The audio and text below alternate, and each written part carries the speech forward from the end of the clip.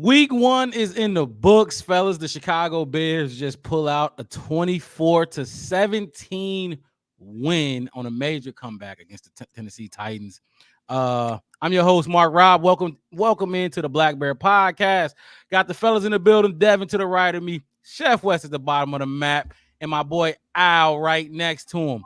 We about to break everything down from the coaches to the O line, the D line, everything in this entire week 1 game. We're gonna break it down for y'all, and we're gonna listen to some of the press conferences as well, just to hear from the coach and hear from Caleb Williams, all that and a lot more right after this. You seem to focus on what they didn't have.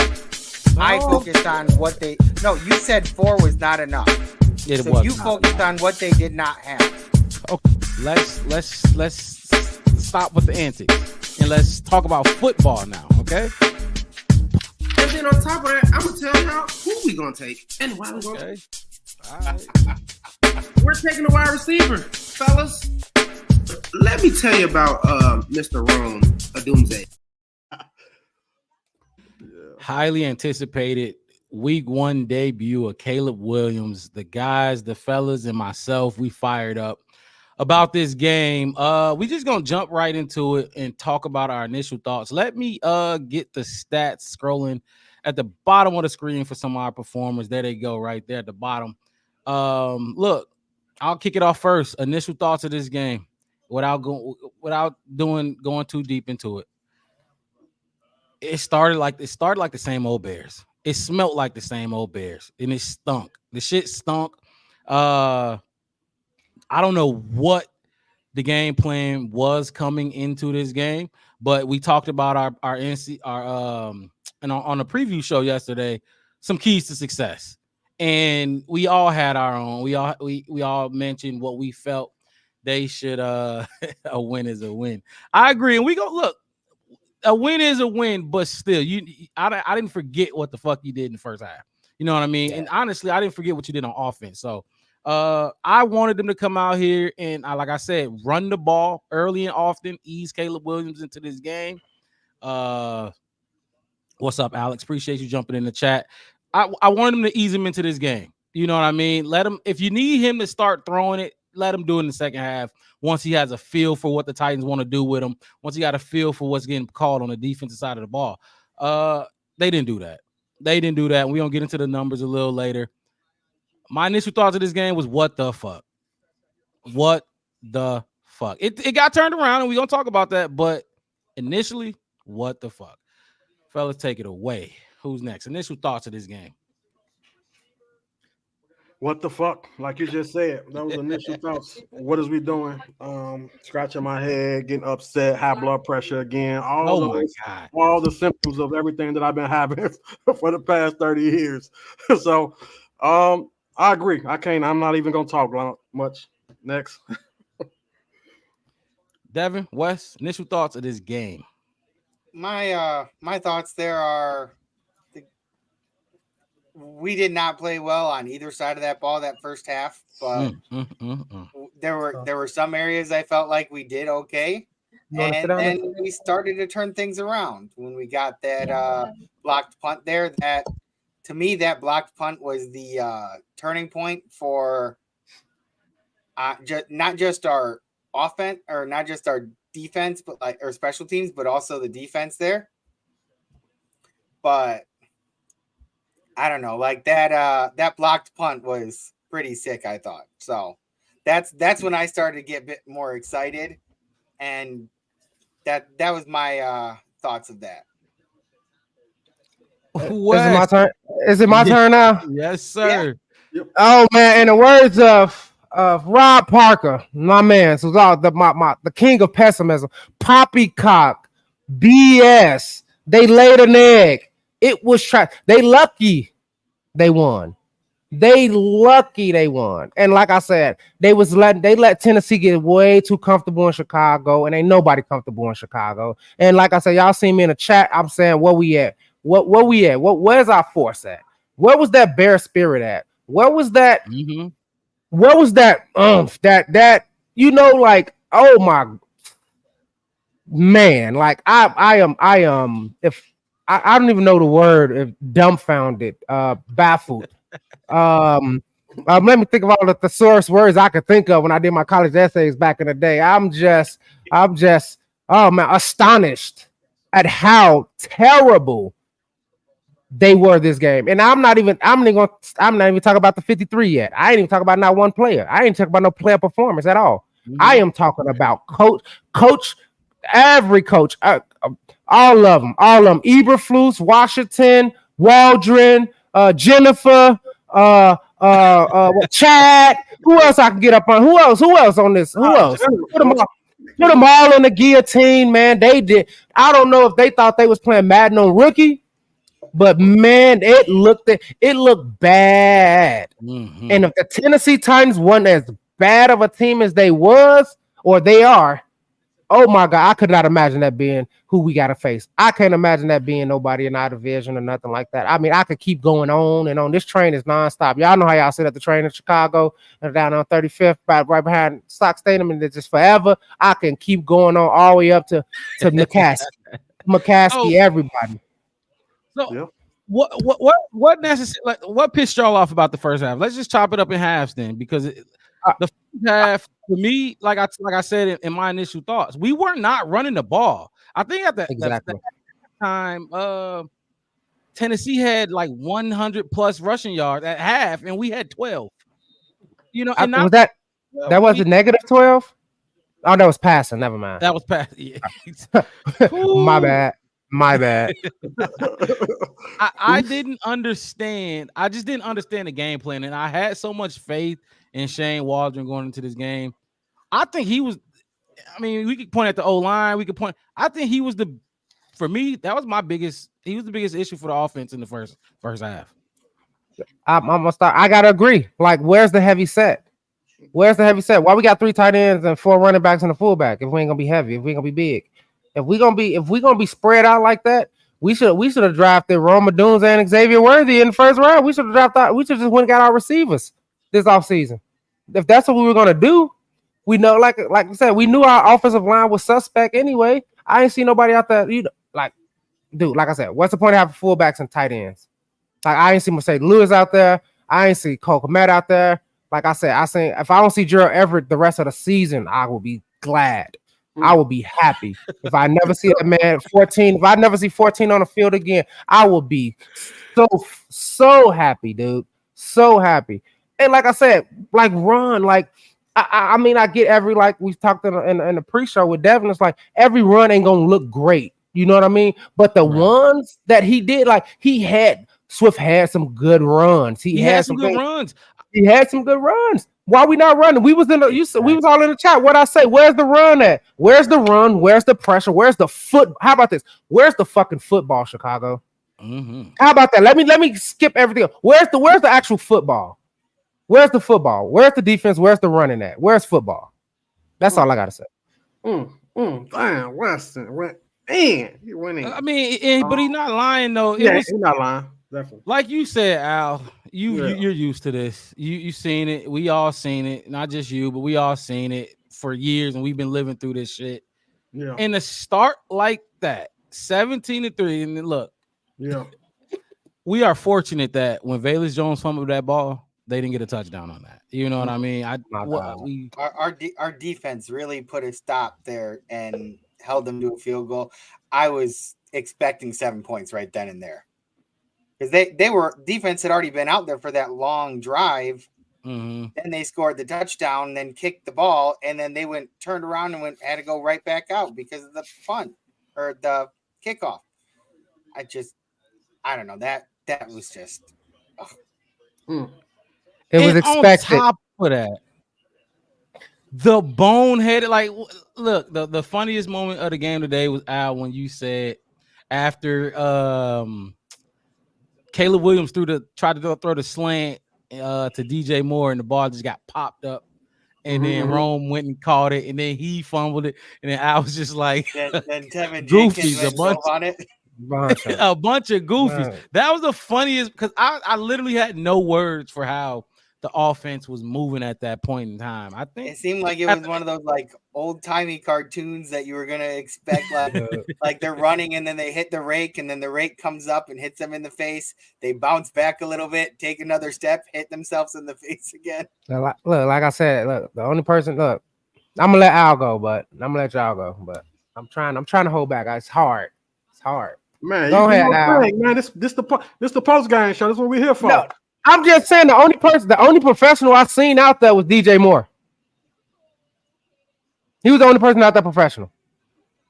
DJ Moore. I honestly, he was the only one out there. I gave the halftime MVP to Carter. That's why I gave it the halftime MVP, because at that point, all we had was that little return he had that didn't even end in a touchdown. Now it wasn't a little return; it was a big return. 66. He had like 2 or 3 good punt returns, and then he had the good kickoff return. Mm-hmm. But that's how bad it was. Like I couldn't find nobody I wanted to, praise but Carter in the first half. I mean, see, I got somebody, but that's just me personally. Who, Tory? So look, this Tory was putting them dudes, and I think it helped us a lot. Honestly, he was putting them dudes. It was he was going out there and he was doing his job. He was definitely doing. You don't want to have to rely on somebody like him, but to me, it felt like when you needed him to go out there and pin them, he did. What's Keenan Allen's stats? It's scrolling across the bottom of the screen. He had 4 catches, 29 yards. I should have put the fucking drop touchdown. I got him on my fantasy team. How many targets? Oh yeah. How many targets though? Targets up there too. How many? I think too. Yeah, I think he had close to 10. I know it's close to 10. He had 11 targets in that game, and you caught 4 of them. Wow, I didn't. Like I said, put that the only professional. The only professional today was DJ Moore. DJ Moore had 8 targets. And you see his numbers: 5 catches, 36 yards, and he had that carry for 1 carry for 14 yards as well. Look. Oh my goodness! Like, look, because we did get the win. And I know people like Alex is in the chat. Looking at it glass half full instead of half empty. So we did get the win. I do agree with Alex that like last few years, this would have been a game that we lost. Like this would have been a game that we were just. I don't think so. I agree. And we would have lost that game, and Mitch or Justin would have gotten dogged. You know what I mean? But the defense stepped up and saved Caleb today. Caleb would have got, if we lost this game, Caleb's still probably gonna get heat from the people like Al who don't necessarily like him. Yeah, who know, but that's fine. But the defense saved his ass, which for Mitch, he got saved a lot too. But necessarily, mainly for Justin, he loses this game because the defense don't step up and save him. You know what I mean? We don't get that Jonathan Owens punt block. So yeah. I was just speaking in general as Bears fans for the last forever. The defense is always doing it for us. The special team is always saving somebody. Like I don't like so I'm just saying overall speaking, this is how we've been known to win games. Like this is how we've been. Yeah, I mean, when we think about it, whether it was Devin Hester, or whether it was Mike Brown, Peanut Tillman. I mean, Elijah Hicks was out there on special teams. I mean, I'm trying to look like he was out there balling out. Jonathan Owens showing up, like he said. Like if you looked at what he said after he said, "I'm here for special teams." That's what he said after the touchdown. He's shaking hands. He's like, "This is what I'm here. I'm here for special teams." He's like, my presence is gonna be felt. That's what I'm talking about. Like every aspect, like when we talked about every aspect of the game. This Bears need every aspect of the game until we can feel all these other little. Basically the trenches. Let's just be honest. Until we can get both of those lines in order, every other aspect of the game has to be good. And like I said, Caleb is the last thing that I want. I want to. Roman is the last person I want to talk about. Alex. We are not tearing the team down. We're gonna address the bullshit first, and then we'll get a praise out because there was some good stuff out there, and we'll talk about it. We're not completely tearing this team down. It's just it was bad. I mean, you can't scroll down this team. You can't even look at the defensive numbers like the sacks. You can't look at those and be like, yeah, he was going crazy on that D line. So it's not really a lot of good besides the pick six and the punt block. Exactly. So this I do gotta give Darrell Taylor big clap. We brought him in real late in, right before we got our 53 together. And 52 was out there. He was running around. He was like I seen him, right around the quarterback a lot. I see 52 was out there, man. 52. He was out there. He was out there, and I watched his press conference, and he said, we run that 4-3. He said he happy to be in it. He don't know much about the defense. All he know, I like to just put my head down and go after the quarterback, and that's what he did. And I gotta give him his props. Sadly, I couldn't see no Austin Booker, no Daniel Hardy. Austin Booker got worked a couple times. I didn't remember seeing him. Like I was in I was bathroom. I need the TV I watched this on, because the TV I was watching it on today was way too small. I didn't even see Austin Booker out there. I didn't. He was out there a few times. He got some. He got some ticks. Like I said, he probably did. But my whole thing is like I didn't see enough. But more of his skinny ass. No. I said I didn't see enough of the game to see him. Like I was in and out. Like I probably went to the bathroom and then I missed him. Like I said, I have to give props to Darrell Taylor for coming in and doing that. It takes away from me seeing more of Austin Booker and more of Daniel Hardy. But like I said, I'm happy that he was in there because he was out there doing his thing, and that's perfectly fine. Let me share my initial thoughts real quick. Oh, you ain't getting yours yet? No. I was liking what Russ was talking about. I was enjoying that, so I let you talk. Oh, my bad. I thought you went right after Mark. You just I thought you went too. My bad. I thought I was just speechless. No, I didn't want to cut off yours. I liked it. Go ahead, Al. Go ahead, Al. I'm gonna mute my mic for you, bro. Man, look here, man. Hey, man. We invested too many resources into our offense to have to come out here and feel like we're going through deja vu. We invested too much into this, man. I don't understand how Tennessee can have 4 down linemen that's controlling the line. They running through our 5 offensive line. Offensive line was non-existent, man. Like they didn't even have to blitz. They didn't even have to send nobody. All they had to do was just rush the 4. Them defensive tackles for Tennessee, man, they controlled the game. That's why you couldn't run between the tackles. You could not run between them because them dudes was mauling our guards. Them dudes was destroying the guards. You couldn't do it. So, bro, it's just sad, man. It's just sad being a Bear fan. It's sad seeing this again. I've been optimistic all my life about the Bears, and I try to be an optimistic fan. But I'm not finna just keep on every season just keep on lying to myself. I'm not finna keep doing this. I done turned 40. The Bears took all my youth, all my years of my life, man. It took all my life from me, bro. Like I'm not finna just keep on just being one of them fans that's saying maybe next year, man, we just need a left tackle now.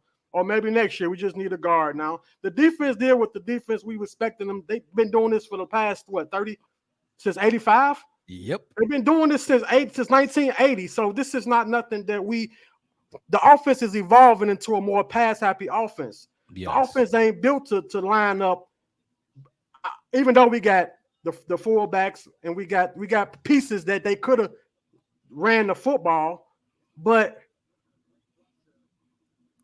I don't know, man. I'm just sick. Alex, you very optimistic. You sound like it's still the off season. These is live bullets. My thing is this: you're not beating. You saw what Sam Darnold and them just did. The dude started 10 for 10, 10 for 10. You're not beating the Lions like that. I can guarantee you're not beating the Lions like that. You definitely ain't. Well, we might hang in there with the Packers like that. You know what I mean? Without Jordan Love. But you wasn't going to beat them with Jordan Love. And I wasn't even impressed with Jordan Love on Friday. But we got lucky because the Titans were playing above their skill level. Yeah, and they came back down to earth in the second half. That's why it's two halves to a football game. Well, see, that's what I was wondering though about, like, when you just mentioned Sam Darnold, like that 10 for 10, that ain't gonna be like every game for Sam Darnold. Like, there's a reason that he's Sam Darnold and not like out there like starting for, like, he was expected to like be behind JJ McCarthy if he was healthy, I thought. So it's not like Sam Darnold's supposedly this like godsend of a quarterback out there. Like, I personally, I don't think that 10 for 10 type of play style is sustainable for him as far as like long term. You can't expect that from him coming out there every game. We don't know that though. Did they get him did they get him offensive touchdown? Did they get him in the end zone? You know why? Because all 31 other teams, they play to their personnel.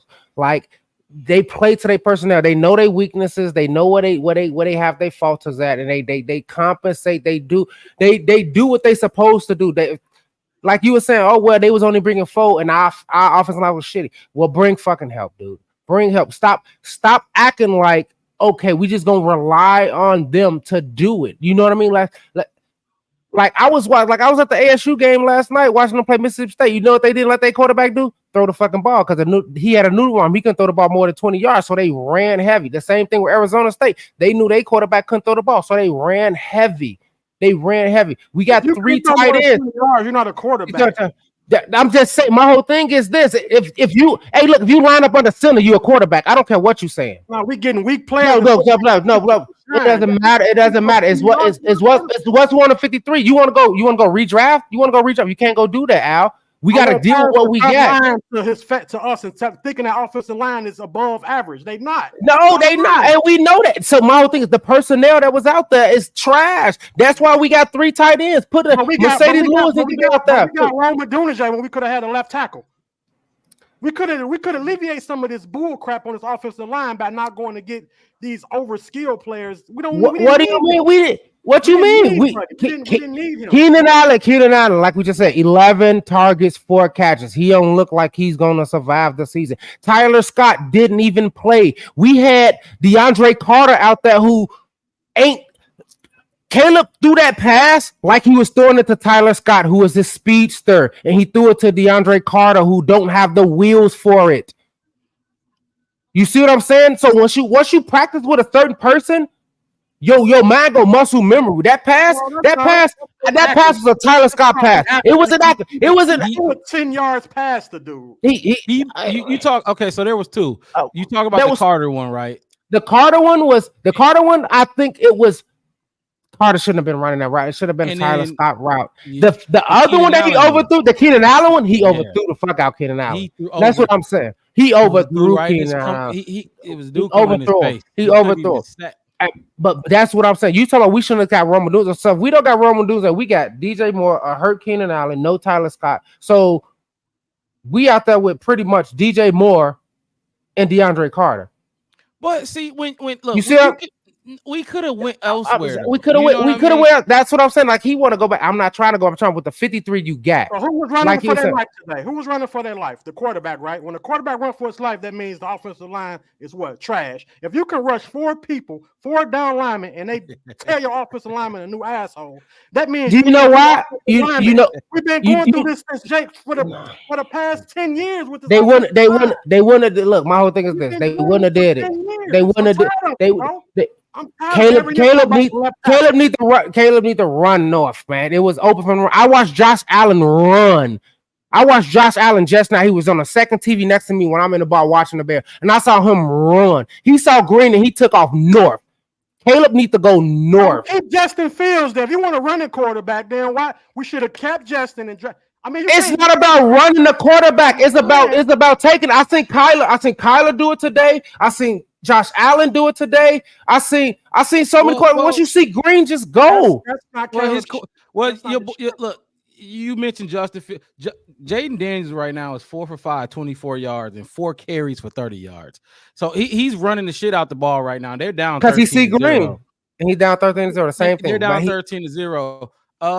Let me answer this question real quick. Alex asked, how many sacks did we give up today? We gave up 2 sacks today.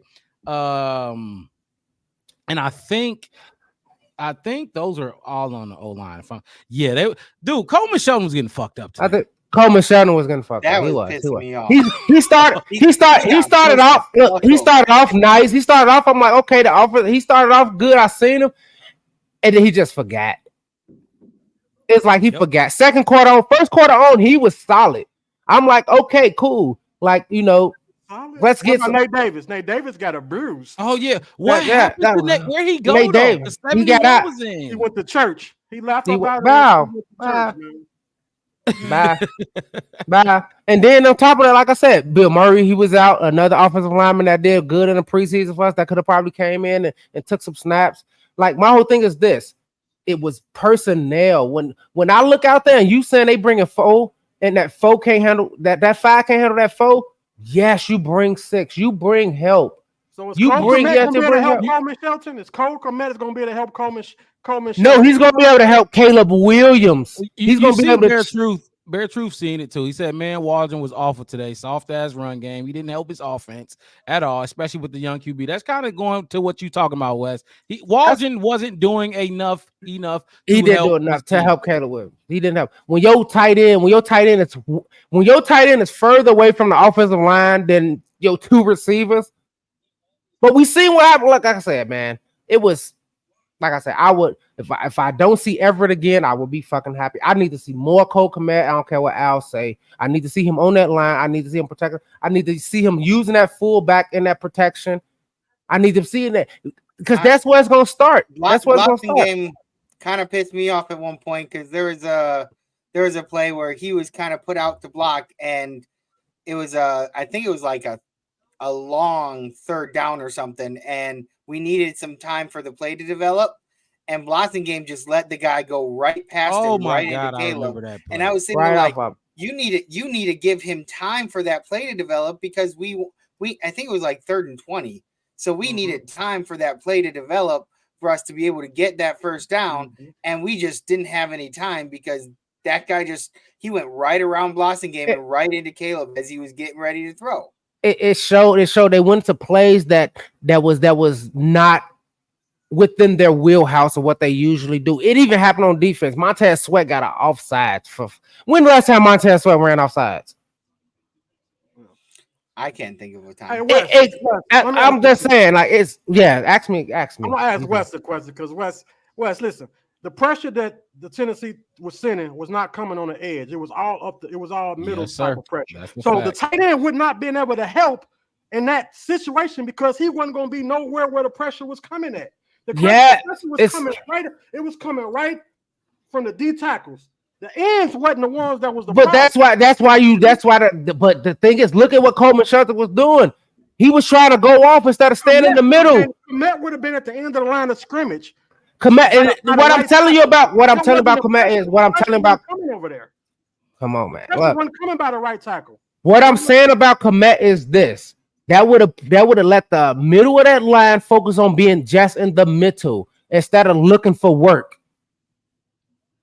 Cole Kmet would have been chipping, and when he didn't, and when the middle of that line fell through, he would have been the one in that flat. You wouldn't have had to see Roma Dunza and DJ Moore running back 10 yards to the flat because Caleb was running to the sideline to catch. Because you know who would have been there and who was there for Justin Fields? If you go back to the last 17 games of last season, that right side of that line, that's what Cole Kmet ate at in that 5 to 7 yard range. When Justin was scrambling and he couldn't do nothing else better, he couldn't get the DJ because he don't know how to read a defense. You know what he did? He rolled right and he dumped it off 5 yards to Cole Kmet. And Cole Kmet took a little shot to the thigh, went down, and we had 5 fucking yards. That's what I'm saying about Cole Kmet. We all agree that a 3 technique is the anchor in this type of defense. So today we seen what those. But we don't get that. I'm talking about we just seeing the pressure that the defensive tackles can cause up the middle. But you talking about something. He couldn't even step up in the pocket, bro. Like what? Like you want Cole Kmet to come in and save an offensive line that the pressure's not even coming on his side. Not the offensive line. He gonna save Caleb. He's gonna be the one that is in that flat. He's gonna be the one on that short route, man. I'm telling you. How many times did he say Justin Fields? Justin Fields can run. He got himself out of pressure. He got himself away from people. It's not because we had a good offensive line. He just scrambled out of stuff. And who did he throw the ball to? Caleb not scrambling out of nowhere. Who did he throw the ball to? You said it yourself. That little spin move thing he do to get away from that inside pressure. When he looked in that flat, when he looked those 3 yards up, that 5 yards up, go back to the game and watch it every single time, especially on the right side of the field. And then go back to the last 17 games of last year and watch how many times those passes went to Cole Kmet. How many times Cole Kmet lined up on the side of that line? I want to see. I want to. I'm just saying. I'm telling you. Cole Kmet in the game, and he's gonna save the game. Then fire everybody. Then if it's Cole Kmet is the fix, if he's the fix, because he's trying to say he's the fix for the offense. So if Cole you just took away. You took away. You took away. I wouldn't say he's saying it's the fix. I'm not saying it's the fix. I'm just saying like it would have benefited this offense to have Cole Kmet right there, chipping those blocks, being that little safe throwdown in that flat. That's like we known him to do. So then, if you bring I'm just speaking the facts. If I'm a defensive coordinator and you bring Cole Kmet in, and I know my pressure is coming from my front four, I'm just gonna have somebody shadow Cole Kmet. I'm just gonna have somebody. They did that though. They did that. They did that all last year. Cole Kmet caught 5 to 7 yard passes, and he got tackled, and we was 3rd and 2 instead of 3rd and 13. It was a different. It's a different dynamic. We're gonna have more time to talk about Cole Kmet. We got top performers coming up too. So tight end, we got to talk about the best tight end. Let's move on. I think we that initial thoughts segment. Look, week 1 was highly anticipated. Everybody knew it was gonna be like this, and look, we didn't fail to deliver. That was a great segment. We should be fired up. You should be pissed off, Alex. I know you optimistic and Destin and everybody in the chat optimistic, but look, you should be pissed off of what you saw, especially you got the Hard Knocks coming out. You got all of this this good shit coming out, and they came out like that. It was just like the same old stinky ass Bears that we've been smelling. You know what I mean? Hey, but Alex, shout out to you, man. Look, we like Alex Preacher. We didn't focus on the short pass. Like I said, who get that short pass? Who was that short pass guy? Oh my God, yeah. But look, let's move on to the great and not so great. We choose one great moment. It was a play call or a player or whatever you want, a penalty. And then a not so great moment, and just discuss those real quick. We'll go around the horn and give those out.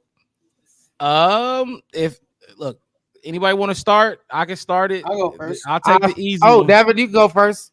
Go ahead, Dev. Go ahead, Dev. So my great was obviously. I mean, it's kind of like how I've been viewing it for most of the game. Was like I could go with special teams, but I'm gonna just stick with Tory Taylor. Mm-hmm. Like, yeah, our first game offensively didn't go as well as we would have hoped, but his punting made it so that our offensive struggles didn't make it so that the defense had a harder time. Like he'd be back in like his own 20, 24, 15-yard line, whatever, and he is punting all the way to the other side of the field as if we were like at half field. Like if you take our punter from last year and he is punting from our own 15, they get the ball at like the 50-yard line or something. You're at the half. They have great field position. With Tory Taylor, it's like they didn't even like hold our defense. Like their defense gets out there, stops us early on or whatever, and thinking, okay, great. Now our offense has good field position, and then we go and punt it all the way to the other side, and it's like, and his hang time was great. There was one of the punts that I saw that our guy actually ran past the guy. It was a few of those. It was definitely a few of those. Return guy, and the one that I'm thinking of, like he got sandwiched by two players because he wasn't even expecting a guy behind him. like that hang time was great, allowing us to get down there. They didn't have a whole lot of really good returns. And so my great for this game is the play of Torrey Taylor. I think that was a big part of us kind of sticking around, keeping in this game, and making it harder on the other team. I like that one. I definitely want me like to get that my one. not so great. Of course. So my not so great was the pass through Keenan Allen's hands.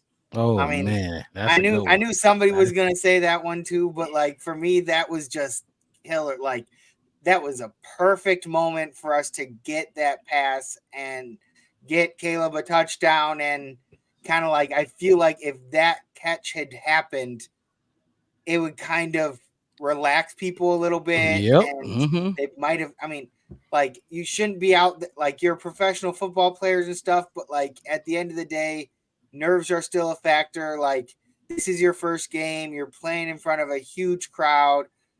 And I mean, if Keenan Allen had just held on to that ball, yep, everybody would have breathed a sigh of relief. And I feel like we would have a bit different energy right now. I agree. Just having that one touch. I mean, it was only a few yard touchdown. So stat wise, it wouldn't have changed much for Caleb as far as like the actual stats, but it would have just been one of those things that like, okay, it would have been a more decent stat line as far as okay, like something to build off of. And I don't know, that to me, that missed catch was just rough.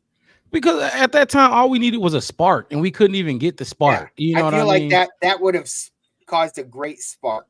Mm-hmm. Great and not so great. Anybody want to jump in there and take it away? I'm gonna let everybody else go first. I'm gonna go in last. Just all right, I'll jump in there. I'll go. My great was put in the chat, obviously. Destin, my guy DP put it in the chat. DeAndre Carter kickoff. DeAndre Carter, that play, I think even before it was before, because that was before the Jonathan Owens play. I feel like I thought it gave us a spark, at least us at home watching the game, because the offense still didn't do shit off of it. But there's not many plays. I didn't like Caleb Williams' game. I didn't like the running game. I didn't like the coaches. The O-line stunk to me. The defense. You're supposed to be doing great. What's your great and not so great? Nah. Let me not get so through great. it. The rest of the game. I'll get to my not so great, but I'm telling you why I'm choosing a special teamer. The other shit, there was nothing there. I don't care about the defense. Actually, I do care about it, but like you sucked the first half. So yeah. DeAndre Carter, not just the kick return, but his overall play, I enjoyed it. He had a couple of really good punt returns too. Yeah, why I don't know like why Chef West want to interrupt me, but best believe I'll be timing in when you speak. Go ahead. My not so great is Velus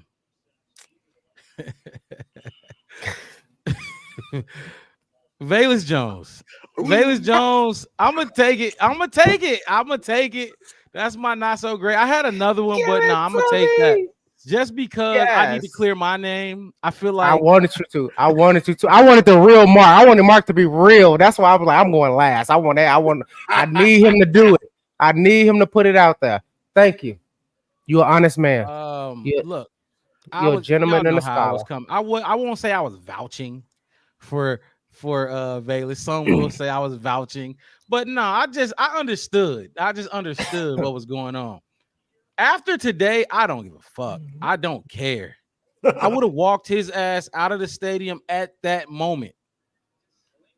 Velus Jones would have been cut right at that moment. They put him back in a game a few different times. I'm over it. Like I said, I don't care about really like the thing. I don't care about it. Say yo, I don't care about the explosiveness. I don't care about the quickness. I'm no nonsense. You get paid too much money to go. You get paid. Go out there and do your job. Like I said, I understood what was going on and why he kept him, but I'm not. Look, no, I don't. No antics and none of that. Get your ass off the field. If you know what I mean, like so. That's my not so great. My great was obviously DeAndre Carter, and then his counterpart was my not so great, Velus Jones. Go ahead, Al. Man, my great was DT, Daryl Taylor, defensive lineman. You got 2 sacks today, first game. Don't even know the Darrell. Yep. Come in and abuse the rookie left tackle, the guy that was supposed to be a first rounder. Come in and just mauling him. The guy you wanted us to pick. I'd never said that, but that's who was on the board. That's who we had. JC Latham was the pick. He was picked. He definitely destroyed him. My not so great. And it's crazy because this is the 5th year I'm talking about these positions, man. Mm-hmm. Coleman Shelton, man, the center, man. Not so great. You got worse. You got ripped. You got bitched. You got bitched today, man. Pushed over. By one person. They showed that replay, and it pissed me off. Game. You see that replay they showed at one point where they just like the defensive lineman literally just pushed him over and then went straight to Caleb. It's like, come on, how you gonna just like get pushed over? Like it looked like it was just like one hand pushed him over and then he went straight to Caleb. Like, how you gonna get pushed over with one hand? Man, look, I'm all for guys with good character. Good boys, whatever you want to call that. But we need some dogs. We need some guys that ain't afraid to punch somebody in the mouth. You want to go to Sunday school? Don't come to Chicago Bears. We want somebody that's going. We won't punish. We trying to punish folks. We not out here to play game. We trying to punish shit. You see me in the chat. Bring somebody, please bring somebody. The mentality is not there for our offensive line. We don't have a dog mentality. Like with Olin Kreutz and the guys, them guys was dogs.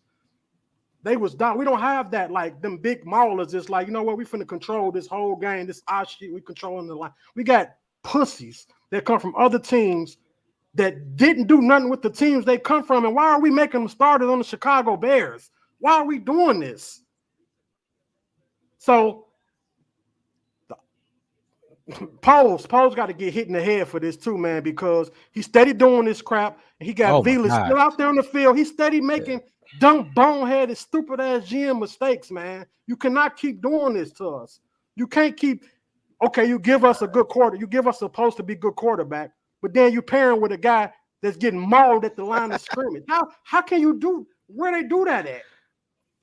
That's like having a new car with an old ass motor. Supposed to be good quarterback.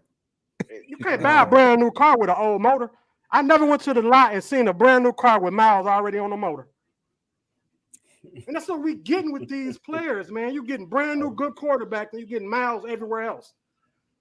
What are we doing? Mm-hmm. So, Colton Shelton, get him out of there, man. I don't even want to see dude no more. And because it's gonna get tougher. You think Green Bay defensive line finna play with dude? You think Houston next week finna play with Buddy? They're gonna pick him up and walk him to Caleb. Like here you carry him over their shoulder. So we gonna see. We gonna see next week gonna be the test. Next week gonna be the test. This is my turn. Hold on, because Alex, why are you capping for these dudes? Alex, you capping way too much. Ain't no give him time. How you gonna tell me he started 80 games and then say give him time after you just told us he had 80 games under his belt? We will judge off this one game. That's all we got to go off of. He had a good quarter because he got tossed around. Yeah, I understand. Jeffrey Simmons was good. Give him time. Right. He had a good quarter. Go ahead, Wes. My bad, Wes. It's Chef Wes' turn. All right, I'm gonna start with my not so good because my good is gonna shock y'all. My not so good. I'm not even going. Like I said, I'm not even going with none of the 53. My not so good is Shane Walden and his personnel selection. I'm hoping somebody that wildcat shit. That fucking that baby lightweight set. Like I said, my guys Mark and my guys Al has been dogging me all. Al came in dogging me. I don't know where he came from. I think Mark went and got him like just specifically for me. But he came in dogging me about this line work and these offensive lines and the trenches. And these guys want to dog me because y'all hear the intro when I talk about Roma Doomsday. But personnel set, dude, like help them out. Y'all want to talk about, hey, at the end of the day, use what you got. And I hear what you're saying about that. Hey, look. We're not trying to go downfield. I'm not looking for the 60-yard touchdown. We're not looking for that Tyreek Hill. We're not looking for the Randy Moss. We're not looking for the Justin Jefferson kind of thing. We're looking for Caleb to get comfortable in the NFL, throw these short passes, see the field, be quick, be with it, and build that lineup around him and create a pocket. Everybody thought he couldn't step up in a pocket. What pocket? He ain't had no pocket. The motherfucker didn't have pants. He didn't have pants on. He was out there in his drawers running around. So my not so good is Shane Walden and his personnel set. You didn't use. I didn't see Mercedes Lewis out there. I barely saw Cole Kmet. So you talking about block? Get that man a chance to throw in the flat. You got DeAndre Swift. Throw him out to the flat. You talk about running up the middle. We didn't even. Khalil Herbert was out there fucking receiving kickoff returns after a while because we wasn't even using them so much, and we should have been. That fullback. I mean, everybody talk blast again. Like he was out there because we didn't. Yeah. No. We got 53. I'm not saying get nobody no chance. I'm not giving no chance. I'm not saying give no chance. I am saying use the football players you got out there. Hey, if you ain't got LeBron on your team, you don't need no fucking power forward bringing the ball up. You see what I'm saying? That's all I'm saying. Use who you got. They put too much pressure on Caleb, and I think that was personnel set. It was too many empty back sets where it looked like, hey, look, they finna let their rookie quarterback. I don't care if he was first, 10th, or 11th. I don't care if he was Bo Nix, Jaden Daniels, or whatever. Will you put your rookie quarterback out there with an empty backfield? The whole entire world know from here to fucking Pluto that you finna throw the fucking ball. And then you lining your tight end up out that way further than anybody fucking else. That is just didn't make no sense to me. That's what I'm saying. My not so good. I'm putting it out on Shane Walden. Fix it. Fix your scheme. Fix your fucking scheme. But my player of the day, and I'm finna hit y'all with who my player of the game is. Mr. Elijah Hicks. Mr. blocked the punt. To let J.O. take it back. And he was tackled. Did you see him out there tackling on kickoff returns? Him and Homer? Elijah Hicks. I had to look. I said, who is 22? And I seen Elijah Hicks go back and rewatch the game if you need to. Elijah Hicks on special teams. He was on punt return, on punts, on all of that. Elijah Hicks down there. He was down there. He was either first or second contact on every single one of the kickoff returns or punt returns. He's the one who blocked the punt to let J.O. pick it up and take it into the house. Elijah Hicks, like I said, was phenomenal. Everybody else was situational to me. They good plays were situational as fuck. So I gotta give it to Elijah Hicks. I don't know nobody ain't gonna give it to special teams. When they dig that deep, they're gonna go Carter, they're gonna go Torrey Taylor, which is great. I mean, I could have gave it to Cairo for making every field goal. I could have gave it to him, but I like what Elijah Hicks was doing out there. I seen his pressure on the punt. He almost blocked another punt. If you really look at the game, he almost had one right before he blocked it. He was so close, and then I think it was another punt. Then the punt out there is the one that he actually blocked. But Elijah Hicks out there, and he was out there grinding on it, man. So I have to give my whole thing to Elijah Hicks, man. He turned it around. That block punt turned the whole thing around. Yes, J.O. picked it up and got 6. But even if he didn't, and he put us down there in the red zone for us to try to even score, that was the turnaround. So that's my take on it. Real quick, I just saw this pop up, and it's been something that been meaning to ask you guys about. Like, I saw this a lot last year that kind of bothered me. On 4th and whatever, we pick way too many balls. Like, we intercept way too many balls on 4th down when we just need to knock that shit away instead. Like, you've been noticing that? Like, Jalen Johnson got that pick this time on 4th and 10 or whatever it was. And it's like 4th and 10, but we picked it like 40 yards away. And it's like, you really should, as a defensive player, you really should be knocking that ball away so we get the turnover way back at that 30.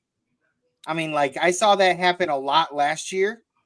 Like, it's one thing if it's like the end of the game like this where it doesn't have a real impact, but like if we do that and it's earlier on in the game where we still need points, like that, just to me, like, is that something that bothers you guys or not really?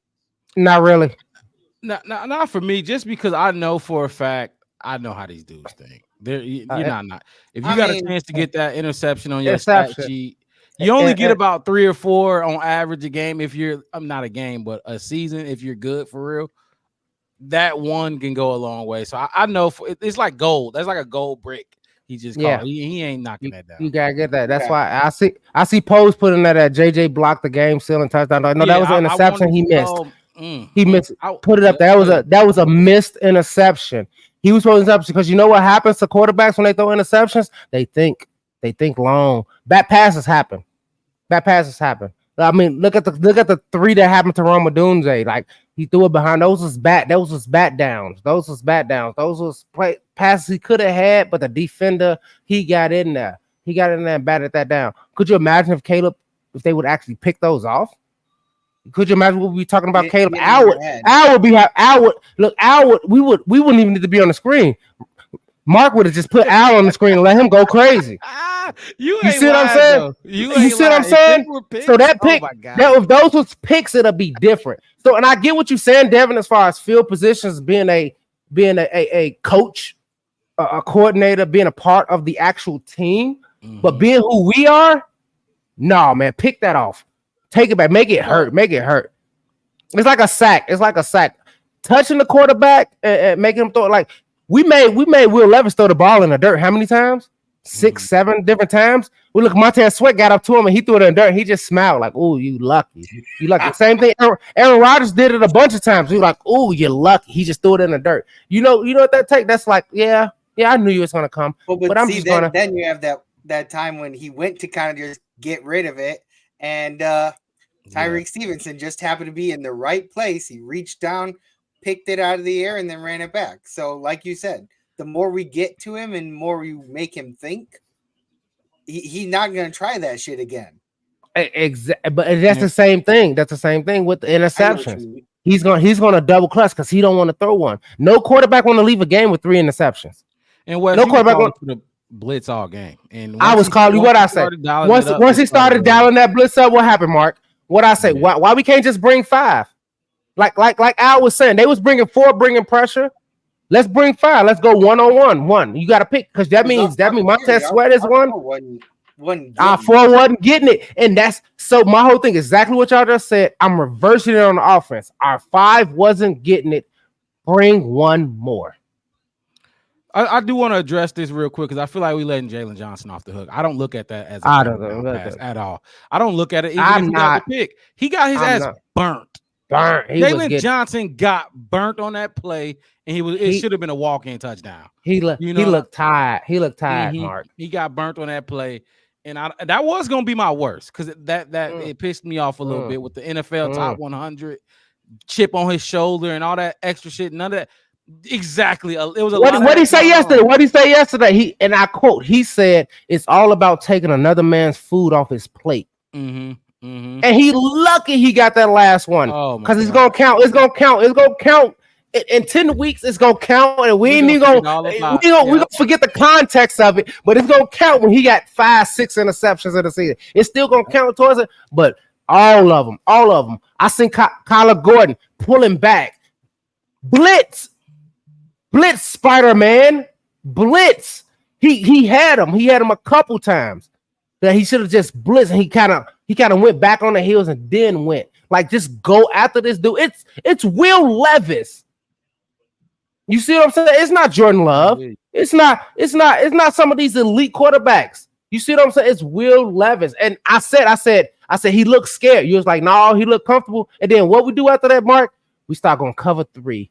We start giving him time to throw. And what you say after that, Mark? March them boys right down the field.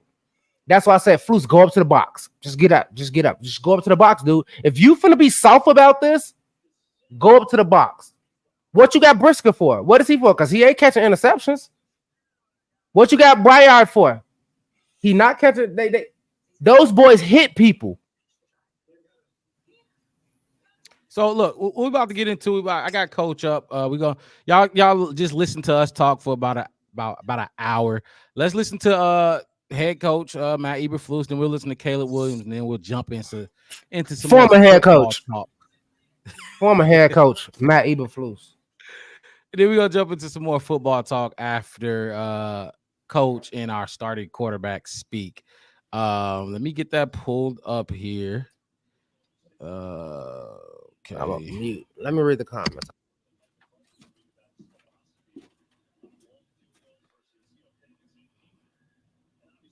And then look, if you can't hear, if the audio messed up, just let me know. Tell me something. I'll unmute it or something.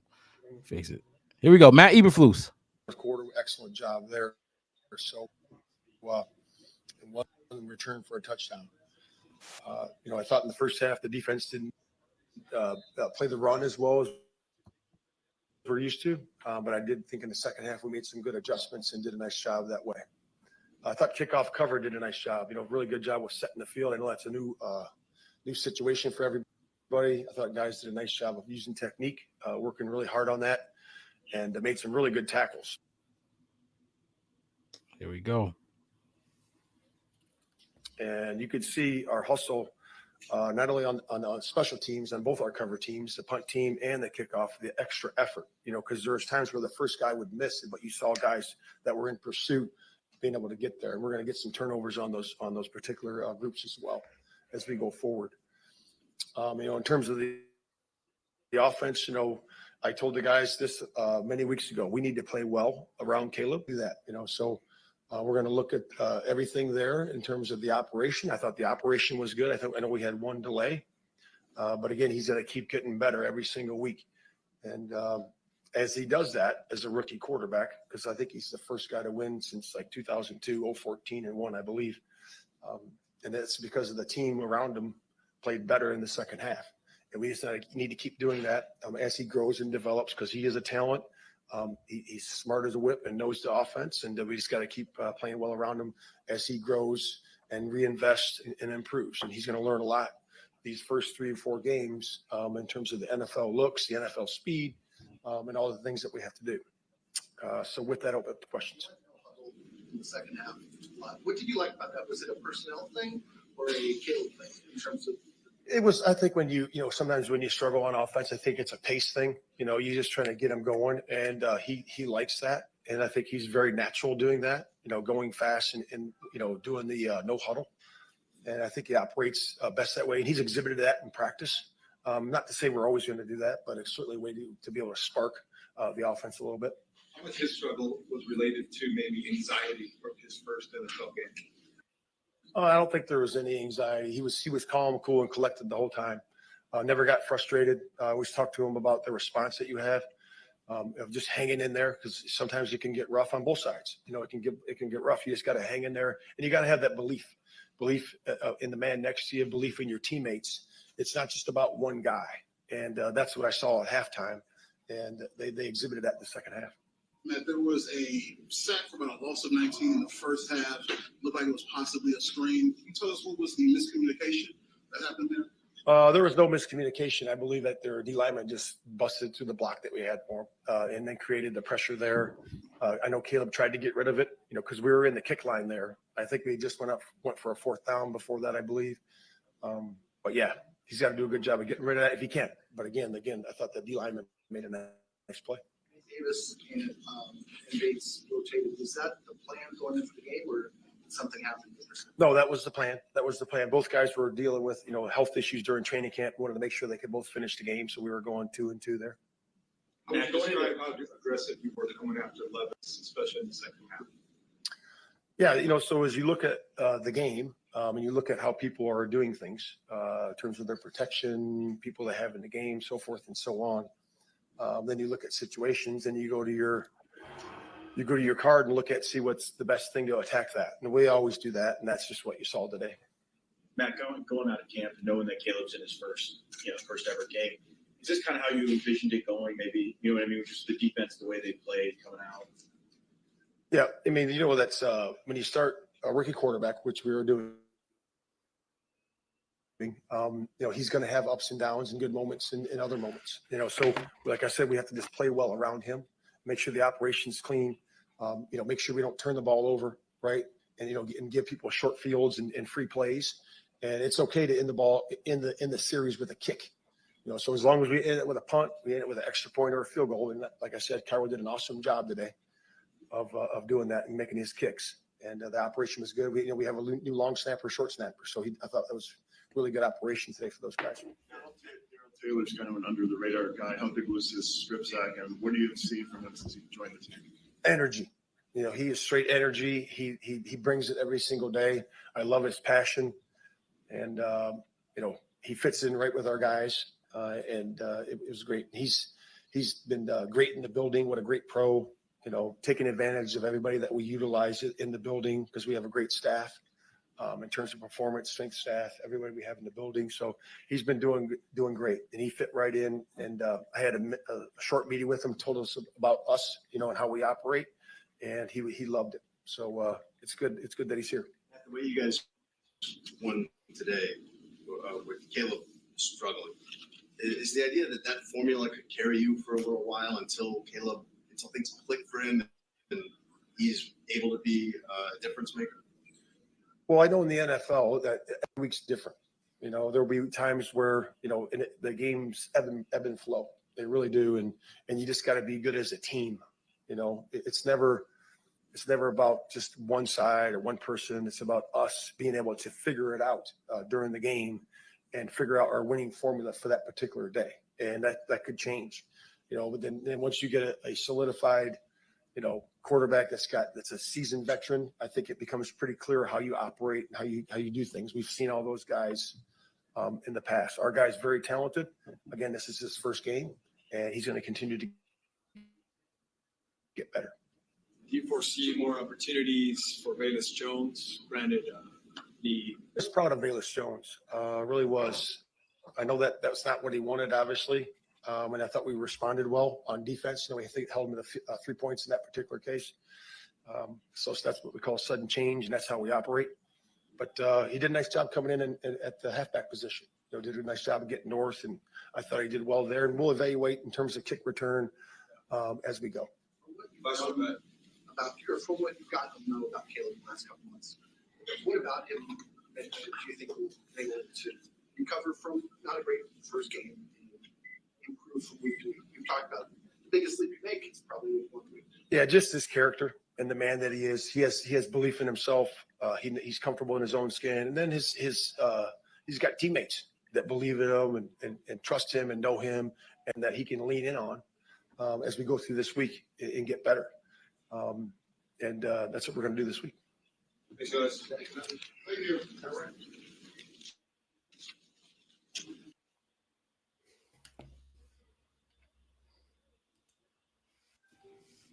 Ladies and gentlemen, Matt Eberflus. I'm glad they asked him about Velus Jones because how could you not? Oh man, I just hate that happened with him because just catch the fucking football. Just catch the football, man. I don't know. Caleb Williams up next. I'm bringing him up now. Give me 1 second. Y'all fellas got any thoughts on what y'all just heard or what parts of it y'all were able to hear? We should definitely talk about Eberflus first. You try to cue that up. I gotta say, Eberflus, stop trying to save your job, dude. Stop trying to save your job. Just say Velus. Hey, look. Velus did what we thought Velus was gonna do. I seen who was this? I think it's Bear Truth. Who said that? Clint over here. Clint Jefferson said that his defense came ready. I don't think that's true. I just want this to be real about Eberflus.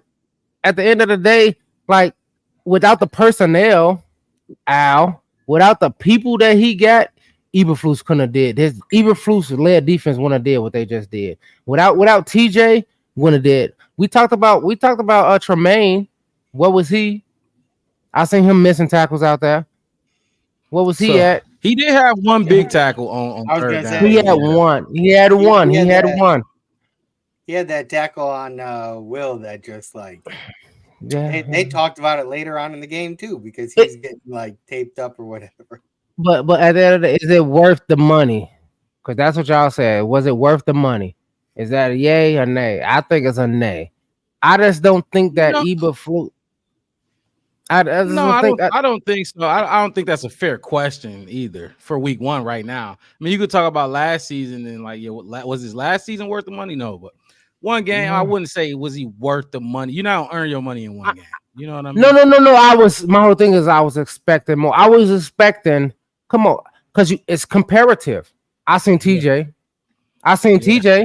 Man was. I seen TJ. TJ's just a dog. I seen TJ. That's what I'm saying. So, like I said, okay, let's just do this then. In this one game, I seen what we paying TJ, and I see what we paying Tremaine. I thought Tremaine was, like I said, last season I gave him the get the feel of it. Get the feel of it. I know you're not gonna be Roquan. You're not gonna be Brian Urlacher. You're not gonna be that lead linebacker that we is, but Urlacher never let Lance Briggs outshine him. No matter how many tackles Lance Briggs got a a lot of tackles. But you know what Brian Urlacher did? Brian Urlacher make big plays. Brian Urlacher covered. He got big interceptions. He did the others. You see what I'm saying? Other than just that tackles.